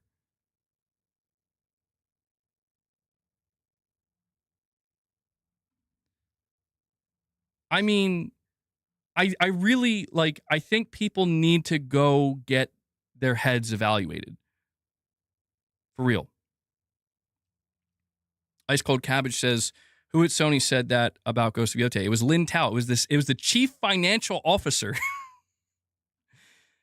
Yeah, I don't think she's going to lie, bro. I'm just trying to communicate to people that no matter how much you fucking despise Sony, I'm not saying you need to like them. Hate them. Hate them with every fiber of your being. Hate Ghost of Yotei. It's fine. In order to properly evaluate, because that's the whole point, right? Why put out the sales estimates?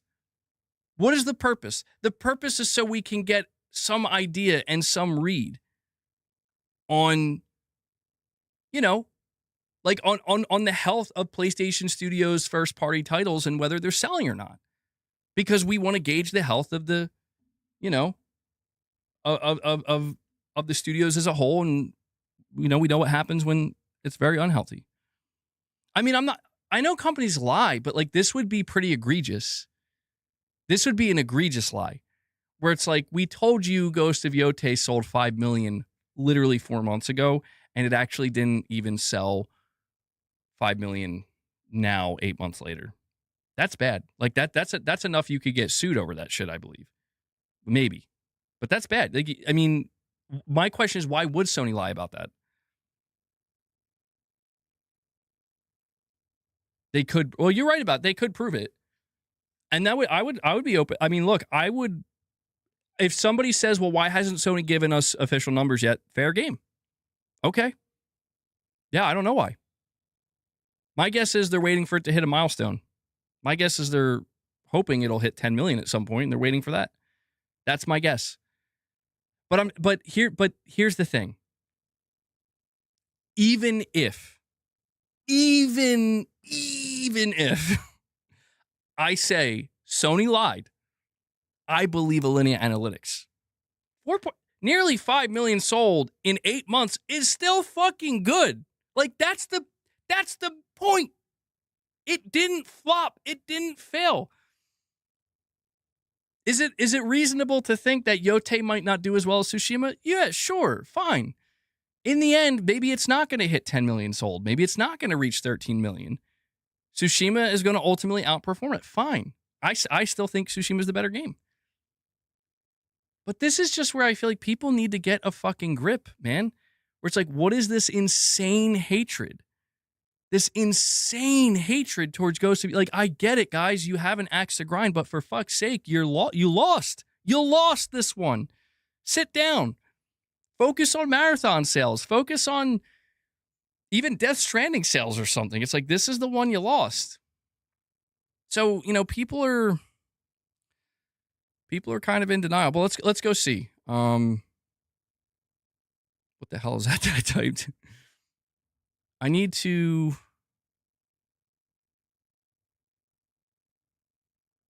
Hold on. I need to head back over to Alinea.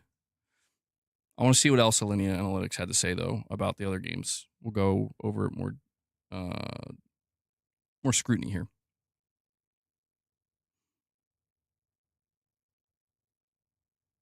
Hold on. PS User 69 with the $2 tip says, so I was right. You're having a meltdown over trolls on X. Oh my God, grow a pair. Men ain't no way you're dropping the D-Day on me, bro. Men stormed Normandy and you crash out over a game selling to 5.56% of users. What the fuck do you even want me to say to that? You're right. What are you trying to say? You know what? I'm joining the military. That's what it is. Listen, man, times have changed. It's not 1944 anymore. All right? Get with the times. Yeah, I don't know. Too much. I will agree. Too much X. Too much Twitter. I can agree with that. But I do want to look over the rest of. Hold on. I want to see what else is said here for the other games because I didn't look over those yet. So Ghost of not. I almost said Ghost of Yotei on the beach. Death Stranding 2 on the beach has now sold 1.7 million copies on PS5, amounting to a gross revenue of $116 million. Decent results, but you've got to imagine Sony and Kojima wanted a bit more. I have no doubt about that, even if these sales are kind of off. A wrinkle is that 2 weeks after the Steam port in March, 9 months after PS5, DS2 sold 70K copies on PS5. Its best 2-week stretch. Wait, what? Did I read that correctly? 2 weeks after the Steam port, DS2 sold 70,000 copies on PS5. Its best 2-week stretch since launch. Okay, it says there was a price drop to $50, but this was the third time it had hit this price. The cross-platform marketing was doing work of its own. Okay, interesting. That's actually pretty. If that's true, that is interesting. That means that the marketing Sony's been putting into some of their PC ports actually has benefited their streams or their revenue streams for the PS5 versions.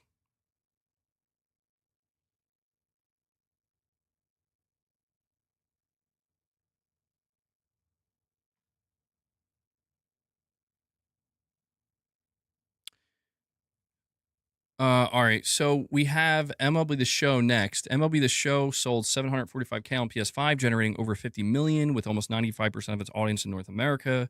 30% of MLB players have logged in 100 plus hours. So MLB is sticky with high engagement, but MLB The Show 26 is selling slower on PS5 than last year's edition, which had moved roughly 1.2 million copies by this point. Whether that's because Americans are eyeing up the FIFA World Cup or something else remains to be seen. Saros has sold 406K on PS5, generating $30 million. It's a fantastic game with a committed niche audience, including myself. But if Saros doesn't get a PC port, it likely won't break even. Sony will eventually claw back revenue and value through the PlayStation Store discounts and an inevitable PS Plus stint. But if revenue was the priority here, this banger of a game has not succeeded. The Steam port question hangs over Saros with a lot at stake given recent studio closures.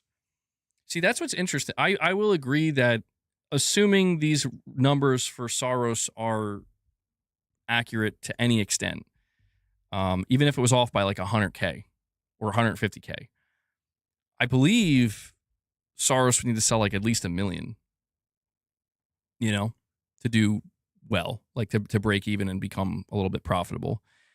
According to Jason Schreier, the PC port of Saros was canceled. I do hope that when Sony made that decision, they left room where it's like, we know we're cutting off a revenue source for you, so we're not going to hold that against you.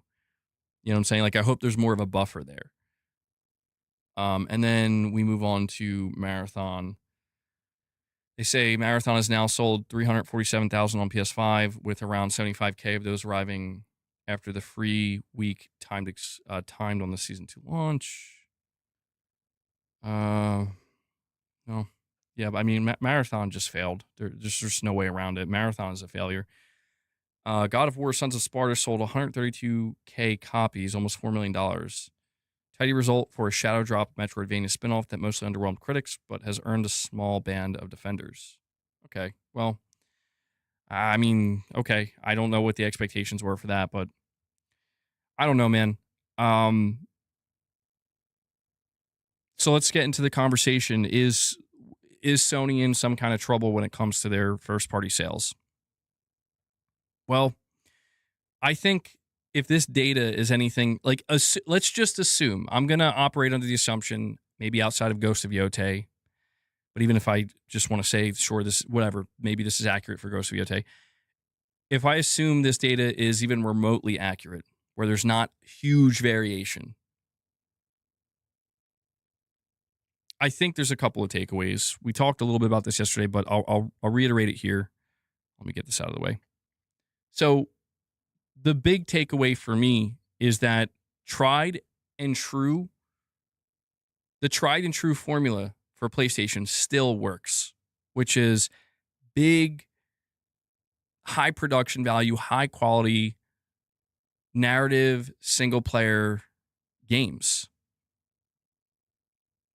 I think as long as you as Sony always invests in that with a large portion of their first party, I think they'll always get sales. Now, when obviously I'm referring to the data from Ghost of Yotei, but here's the thing. Let's just assume, I'll play devil's advocate. Let's assume Ghost of Yotei gets nowhere near Ghost of Tsushima, where it's like all the sales were like front loaded and it just falls off a cliff. It reaches like 5, 6, maybe 7 million. In isolation, is that bad? I'm going to say no. Like in isolation, no. 7 million sales of one AAA game, single player game on a single platform, not bad. I think a lot of publishers would love to have something like that. However, from Sony's perspective, if Ghost of Tsushima sold 13 million in 4 years, 10 million in like 2 years, I think, roughly, if Yotei just doesn't get anywhere near that, I could see Sony looking at that and being like, you gotta do something different now. Because, well, honestly, if you're Sucker Punch, that might reveal that the diminishing returns are already here. I don't think Yotei was a bad game, and, we could sit here and ask, like, if they made a Ghost of Tsushima 2 starring Jin, would it have done better? Probably. I'm gonna say, yeah, I think the sales would be even stronger. But I think it just reveals, as long as a studio like Sucker Punch keeps making great single-player games, as long as Sony's first-party studios that are known for these great single-player games, whether they're making sequels or not, I think they always have to consider making new IP and new things. I think they'll do well. I think there is clearly an established audience on PlayStation that will buy these games in the millions, even when the economy's a little weird, Well, yeah, let's talk about Death Stranding 2. Death Stranding 2, if this data is accurate, didn't even sell 2 million. Now, I'll tell you what, Death Stranding 2 is an expensive ass game. No doubt about that. There's no doubt. I mean, I actually would question if Death Stranding 2 made any profit. I think Sony already has the solution to this, though. I think Sony, we have to understand that Death Stranding 2 is part of a contract. When Sony struck the contract with Kojima back in 2016, it was for 2 games. Those 2 games were Death Stranding 1 and 2. I don't think they really understood how niche Death Stranding, at least with the sequel, it wasn't going to be the most traditional game,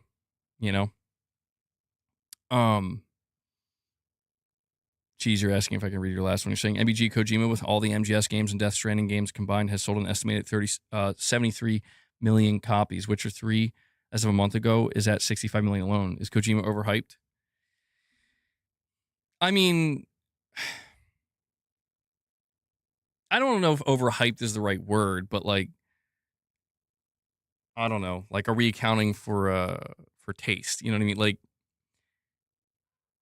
I think there's an argument to be made that even though his games aren't the biggest sellers, it's more of the impact his games have. It's the cultural impact, the artistry behind it, stuff like that. I think that's probably why people would not necessarily judge. Okay, they wouldn't judge Kojima and his body of work based on sales. You know what I mean? I mean, if I did that, it would be messed up. All right, guys, so we're 4 members away from hitting 25. Obviously, I want to encourage you guys. Let's see if we can hit that goal. But Clark's here. I'm going to feed the beast. I'm going to give him some. Bro just fell. Okay. You good?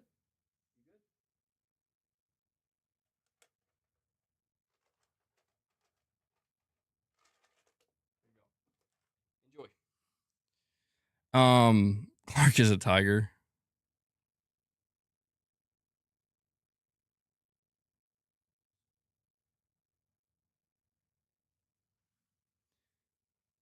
So, where's Papa? He's actually sleeping over there. Can you see him on the chair? No sixth cat. We're not getting six cats. Hell no, dude. Hell no. So yeah, with Death Stranding 2, I think Sony did correct this. I think Sony understands that, all right, well, Kojima made a very niche game. And so if we're going to do another contract with him, knowing we're going to give him like another $250 million budget, we got to ensure we can get a better return. And I think Kojima was, clearly in agreement with that. That's what Fizzant is. Fizzant is like, okay, I'm going to go back to making a stealth action game like Metal Gear. That's what I'm known for. And I'm going to just tell you right now, Fizzant's going to do significantly better than Death Stranding. It just is. And I love Death Stranding. And the sequel was my game of the year last year.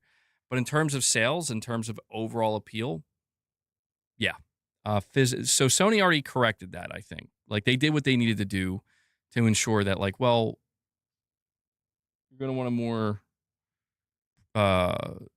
less risky game, I suppose.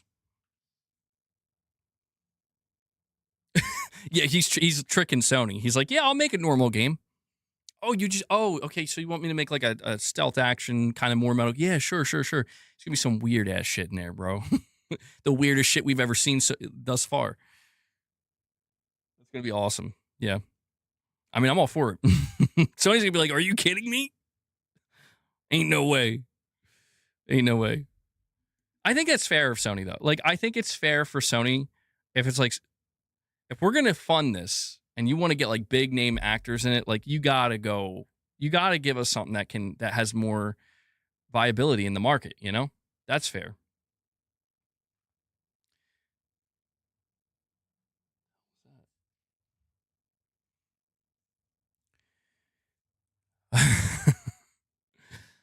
PlayStation asked Kojima to make Fizzant. Remember her? Yeah, that's true. Herman did say that. Shadowlink, you're saying MBG Fiverr or nah? Oh, you mean 5 member gifts? Oh, 50 Shadowlink? Wow, bro, you're so kind. No, it whatever you want to do, man. If you want to drop 5 to help us hit the goal, I appreciate it. Anything you guys do for the channel, I appreciate. Shadowlink's yo, is it my time? I got to hit that goal. I mean, Clark's satiated though. That's the thing with these cats. Sometimes I put this goal up and I'm like, we got to hit the goal to feed the beast. But they kind of realize by now, they're like, well, I'm here. And I'm like, you are. I'm just going to give you some treats now. And he does it. Shadowlink drops 5 member gifts for you guys. He gets us over the goal. He does it. Let me see which one should I give Shadowlink? How about we'll give you a Herman. This is an incredibly exciting time for PlayStation. Yeah. All aboard! There we go. Thank you, Shadowlink. Let me add that to the count. Brings us to 26. All right, well, we do 50, 75, and 100 as the stretch goal, 100 being the cap. So if you guys want to contribute any more before you, I don't know how much longer we'll be streaming, but anything helps. So I appreciate it. Thank you guys for crushing that goal. I should probably, I'm going to shake the treats. I don't know if anybody's going to show up though.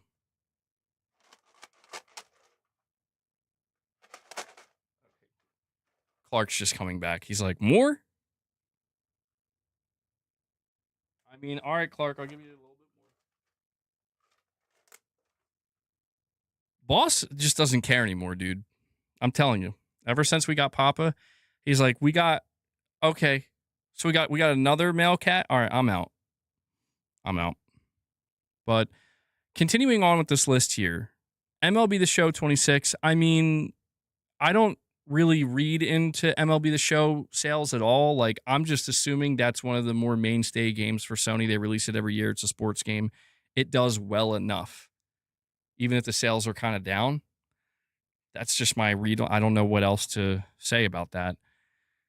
When it comes to Saros, We did talk extensively about Soros yesterday, so I won't linger on it, but I don't know. I don't want to be worried, but I'm a little bit worried. I don't know if Sony's going to look at Soros and the sales and be like, mm-mm-mm, or if they're going to look at it and be like, that's okay. We're going to keep going. You guys are a great studio.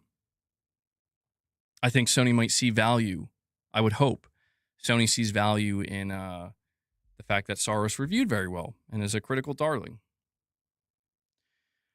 When it comes to Marathon, again, we talked about that as well. I'm not going to go deep into that. My thoughts on Marathon are pretty much the same as they've been, right? Like, it's a failure. There's just no way around it. It's one of the worst investments Sony ever made. HambyG AGN covered your X comment on his video at 6:40 in his new video. Oh. Well, that was nice. AGN. Do I know AGN? I don't know. I have to go check.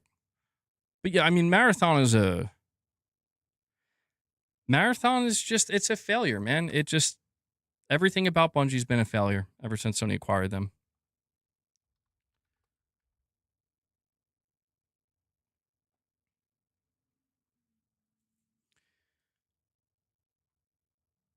Oh my God, there's so many AGNs. All right.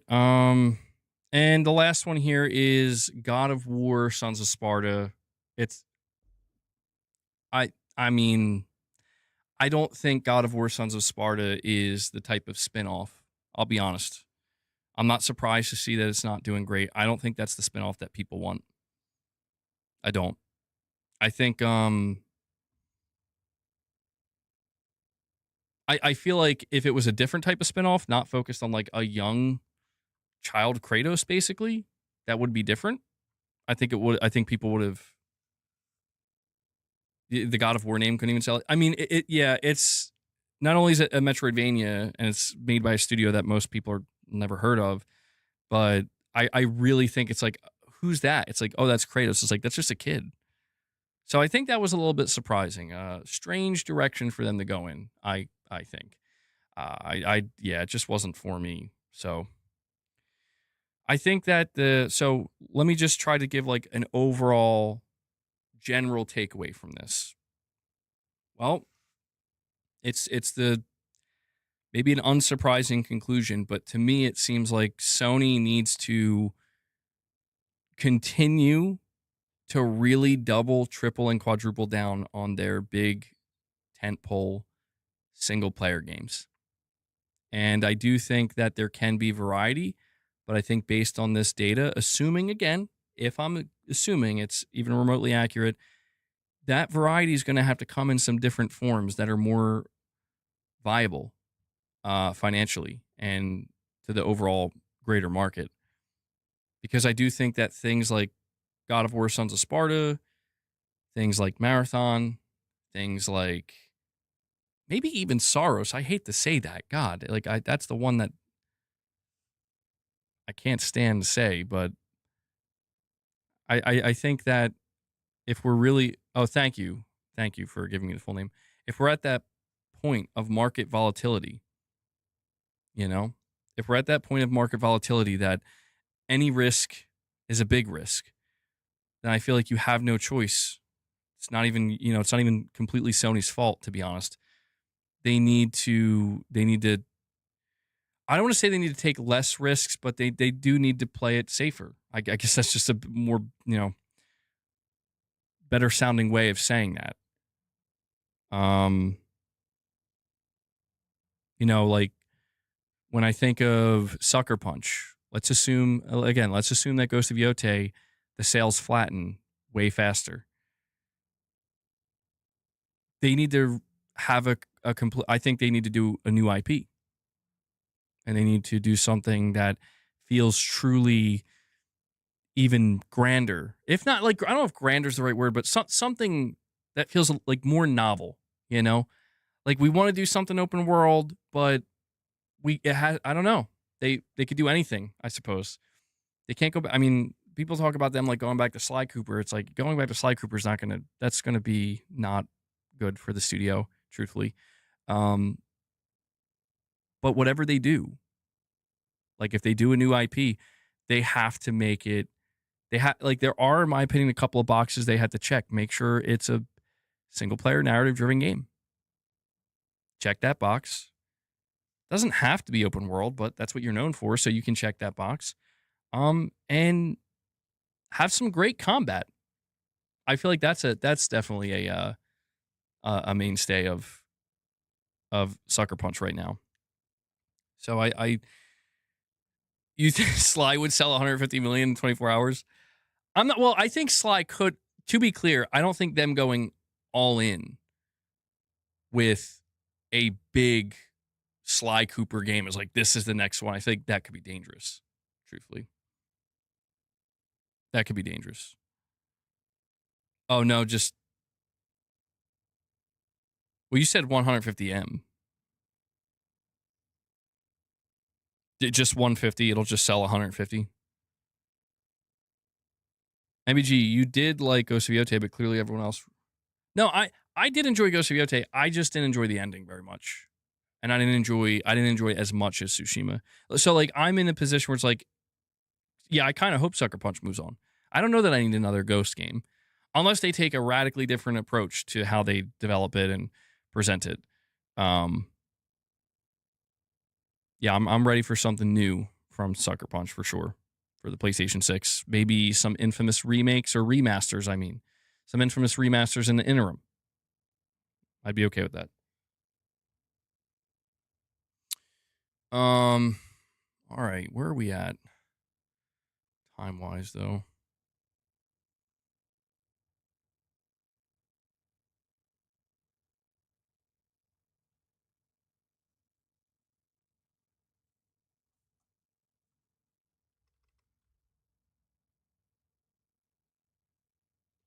Okay. So we are approaching. I think we'll probably go to. So here's what we'll do. We'll go to the 3-hour mark. These are pretty much the only two topics I wanted to cover today. I wanted to really cover the Xbox stuff. Will we be talking as much about Xbox going into next week? I don't know. That's up to them. I mean, my hope is no. I've kind of gotten I've had my fill here. I've had my fill. I have this feeling that Xbox is going to be in the headlines every week, every single week, and I don't know. I might have to try to be more picky and choosy because this week was kind of crazy though. Like Sony bombarded us with God of War Lao Fei after the state of play, but outside of that, basically was silent about almost everything else. But yeah, did you guys see, by the way, I should talk about this too. According to analytics firm Level Up, the spinoff God of War Lao Fei, it's not a spinoff. God of War Lao Fei dominated Summer Game Fest by some margin.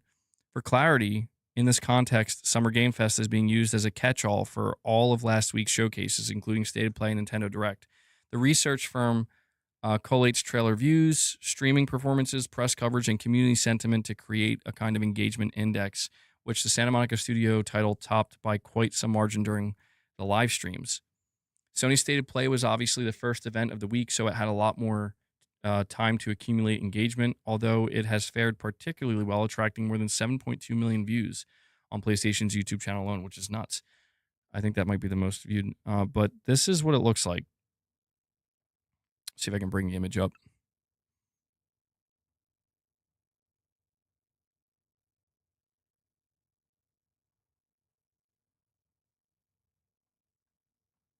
There we go. So these are the top 10 games according to this analytics firm.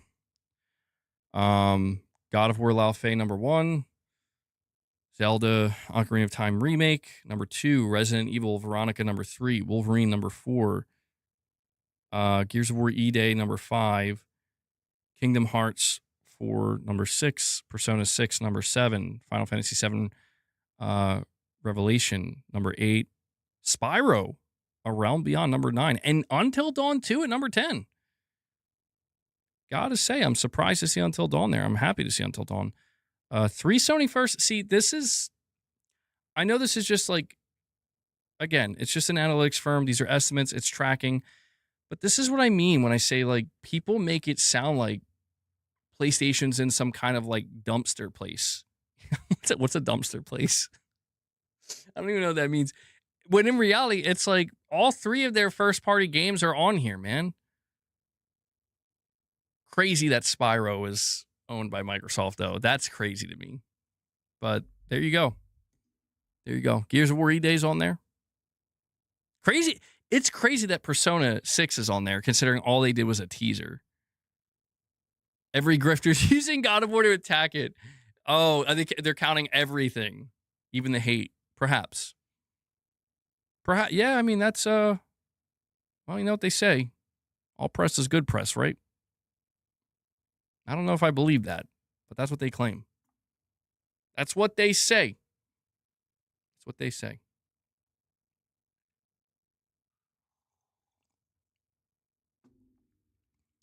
All right, chat, let's hang out for a couple minutes. We're going to hang out for like 15 more minutes. If you guys want to drop any more support, super chats, direct donations, memberships, now would be the time to do it. We're going to just chat about other things, anything, maybe not other things, but whatever you want to talk about before we wrap up. Because I'm not going to push to go past the 3-hour mark. My neck is starting to kill me again. Even a hate watcher, still a watcher, MBG. That's true. That's very true. How you doing? How are you doing? I'm doing okay. I mean, I didn't have nearly as much pain during this stream, which was nice. But now I'm starting to feel it a little bit. So I don't know what. I'm probably going to end up seeing the doctor sooner rather than later. Probably going to have to get an MRI. But I mean, I think it's like good. Like I'm feeling a little bit better today. So I don't know. I don't know. Maybe I'm healing. I still don't know. Unhinged rants today. Yep. That is true. Unhinged rants. I need to close some of these, though. Genki Japan says, Hidetaka Miyazaki says to look forward to both announced and unannounced games from Software. Quote, finally, if our users happen to read this message, we want to assure you that we will continue to work harder than ever to create truly valuable games. We hope you will look forward to our upcoming titles, both those already announced and those yet to be announced. All right. I mean, I gotta say, that was like the one thing that was missing from this summer showcase onslaught. I really did think the next From Software game, like I know that they have the Duskbloods for the Switch 2, but I really thought the next From Software game was going to show up. Oh, thank you for that, 8-Bit. You enjoyed the stream today? I appreciate that. Saying Xbox is in a better place than PlayStation. At least they have a lot more studios. I mean, I don't know. It works both ways. It depends on what those studios are doing. Like, we saw so much output from Xbox to the point where even they put so many of their games on. I mean, we just went over that article from Jez Corden, and he basically listed off all the games apparently that failed. And it's like over a dozen games. I'm like, that's crazy, man. That's not good. That is not sustainable. I don't know. If you just look at where we are as a, like, holistically as an industry, I'll say, I guess I'll say this final thing here since we're at the end of the stream. It's like a high level thought, I suppose. And that is, I'm starting to think that the smoke and mirrors are looking like the smoke is getting thicker and the mirrors are getting bigger. Where, like, it's competition time, guys. But in reality, when I just look beyond that, I'm like, Is it though? Like, is it really? I'm asking that question because it's like I've said for maybe the last 9 months up until just recently, I said Sony's biggest enemy is themselves. The biggest threat to the PlayStation 6 is the PS5. Not the Xbox consoles, not Helix. It's the PS5. And I understand that Microsoft is like, we made Gears exclusive and we made Clockwork exclusive. Everything else is PS5. I guess really I start to question like, wait, so like is that statement like any less true now? And I don't think it is. Unless we see much more drastic changes made between now and the time the PlayStation 6 is revealed. I'm just starting to think that like the competition isn't going to be as fierce as we think because I don't think it can be. Xbox is picking up. I think that's why all the streamers keep talking about them. I mean, I feel like in terms of dominating the headlines by having new stuff to say every day, yeah, I agree with that. If Sony do close more studios, that means even less games than we already get. Yeah, perhaps. I mean, I don't know. I'm not opposed to Sony being extremely efficient. Like I still very much am quality over quantity, and when we talk about like we said, the studios that could potentially close, like Bungie or Team, like I'm not going to shed tears if Haven Studio gets closed. Like I'm going to feel bad for the devs, and that sucks. You know, they should have really never been put in that position to be purchased by Sony in the first place. Just had that happen, but it's like it. That's different to me than if it's like we are shutting down Housemarque. Because to me, Housemarque did make a quality game where it's like, whoa, whoa, whoa, what are you doing? That's different to me than like if Ben shut. Like the reason why it was so painful to watch Blue Point shut down was because like, did you guys see that Fumito Ueda recently came out and said like he would have loved to see Blue Point remake Eco or something? I think that's what he said, and he's like, it's a shame that like just shut down. I'm like, I mean, it really is just like, how did we get here? And Sony needs to, I don't know. Sony's like, people have been saying, oh, you're just fixated on Xbox. But the reality is, I'm much more concerned about the Sony side of things than Microsoft. Microsoft is just making it so fucking easy to talk about them because they're giving it to us. Literally, they're like, do you want to know what our accountability margin is? Do you want to know what our reset plan is? Do you want to know what our exclusive plan is? It's like do you want to know what we're planning on doing with Helix? Like they just won't stop talking. It's like, okay, yeah, I guess, yeah, sure. Like, yeah. Meanwhile, Sony's like, do you want your 7th God of War Lao Fate trailer? It's like, sure, but like, you guys saying anything? No? Oh, okay. Okay. I mean, in case you guys can't tell, I'm sure you can tell, like Sony, they don't say shit. They don't say shit about shit. It's kind of crazy. Like they used to at least do some interviews, and I did complain about them because like they were so sterile. They were just PR fluff. But they don't even do that anymore. They don't even care. They're like, no, Herman's not saying a word. Herman's not even allowed to use Twitter. Hideaki Nishino, who's that? Who is that guy? It's kind of, I mean, I don't think it's problematic. It works for them. But Nintendo, they're the masters of saying nothing. And you're right, Nintendo's even worse. So it is one of these things where it is a struggle it's become more difficult to try to predict and telegraph and speculate what PlayStation will do because they are not forthcoming at all. Like, I want you to figure this. It does seem pretty clear that they did go back to single player games only for PlayStation and they're not doing PC ports. They never said a fucking word about it. We got 2 Jason Schreier reports, dude. I'm like, that's crazy. That is crazy. We're like, they're not saying nothing. They will not tell you nothing. Meanwhile, Microsoft will literally tell you what they had for lunch today.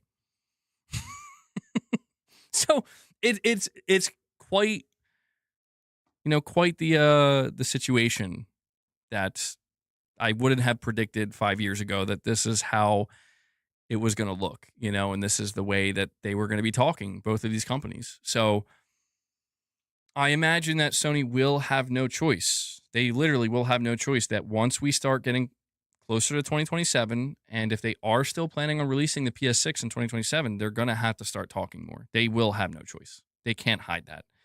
I could see them pushing it to the limit, but they're going to have to start talking eventually. Things are going to start leaking eventually, like dev kits and whatnot. But I don't know. Yeah, I don't want PR nonsense per se from Sony. I just realized, did they not do their games and business their gaming business segment thing? Hold on, do you know what I'm talking about? They do it annually.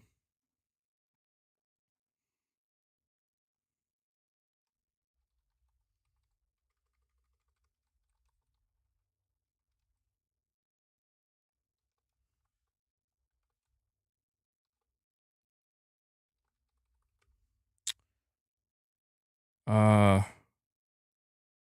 Business segment presentation.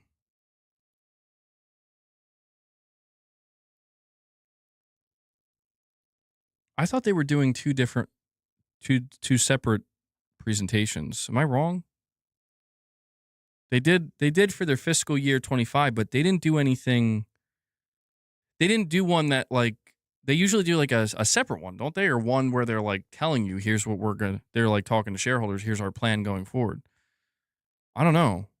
I just realized that, like, it's been oddly quiet. I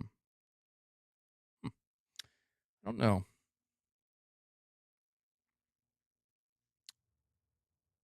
Uh, the one you're saying, I saw that was cool to see someone else appreciate MBG. Well, I guess, we'll continue to see what Sony does. I don't know. Sony's strategy. I mean, look, man, I'm not saying things. Oh yeah, AGN. Yeah, that somebody mentioned that earlier. People are saying that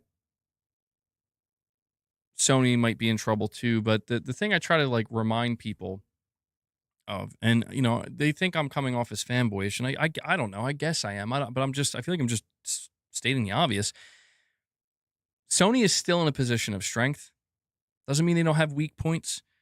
Doesn't mean that they can't start becoming weaker and really starting to slide down the slide. That they can.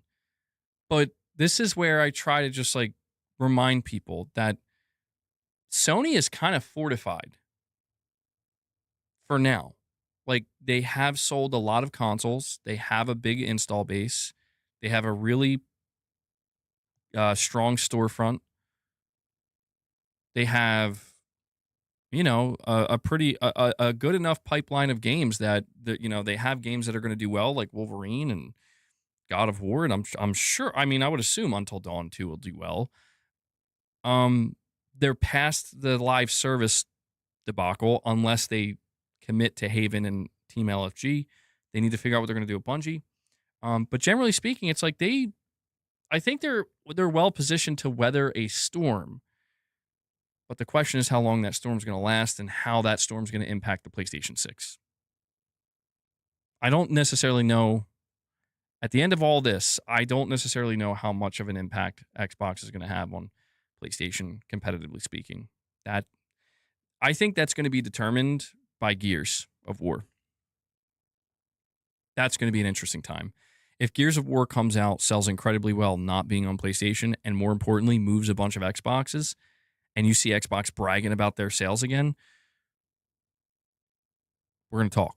That's going to be different. That's going to be a different situation. But I don't. If I'm a betting man, I'm not betting on that. I would expect to lose money making that bet. Sony should make the PS6 as dear as they can. People literally have nowhere else to go. They have the audience like Apple who pays for stands. LOL, why not milk it? Switch 2 isn't powerful and Xbox is dead. I mean, I don't know. I just don't know that business model would work for them, man. Like it would be so risky to do that. Like come out like, where else are you gonna go? It's like, dude, I'm staying on your PS5. It's like, oh, well, that's a problem. Like, yeah, it is a problem.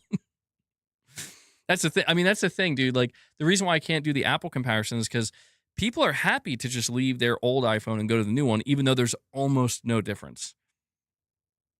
With consoles, I don't know, man. I feel like people who are on PS5, they're like, I'm not moving, bro. This ain't an iPhone. But I don't know. We'll see. Yeah, I mean, if you're talking about them just trying to protect their margins and trying to make sure it can be profitable, they might have no choice but to go in that direction. We'll see. We'll see. But guys, we hit the 3-hour mark. That's going to wrap up today's stream. I want to thank everybody for tuning in. Really appreciate your support.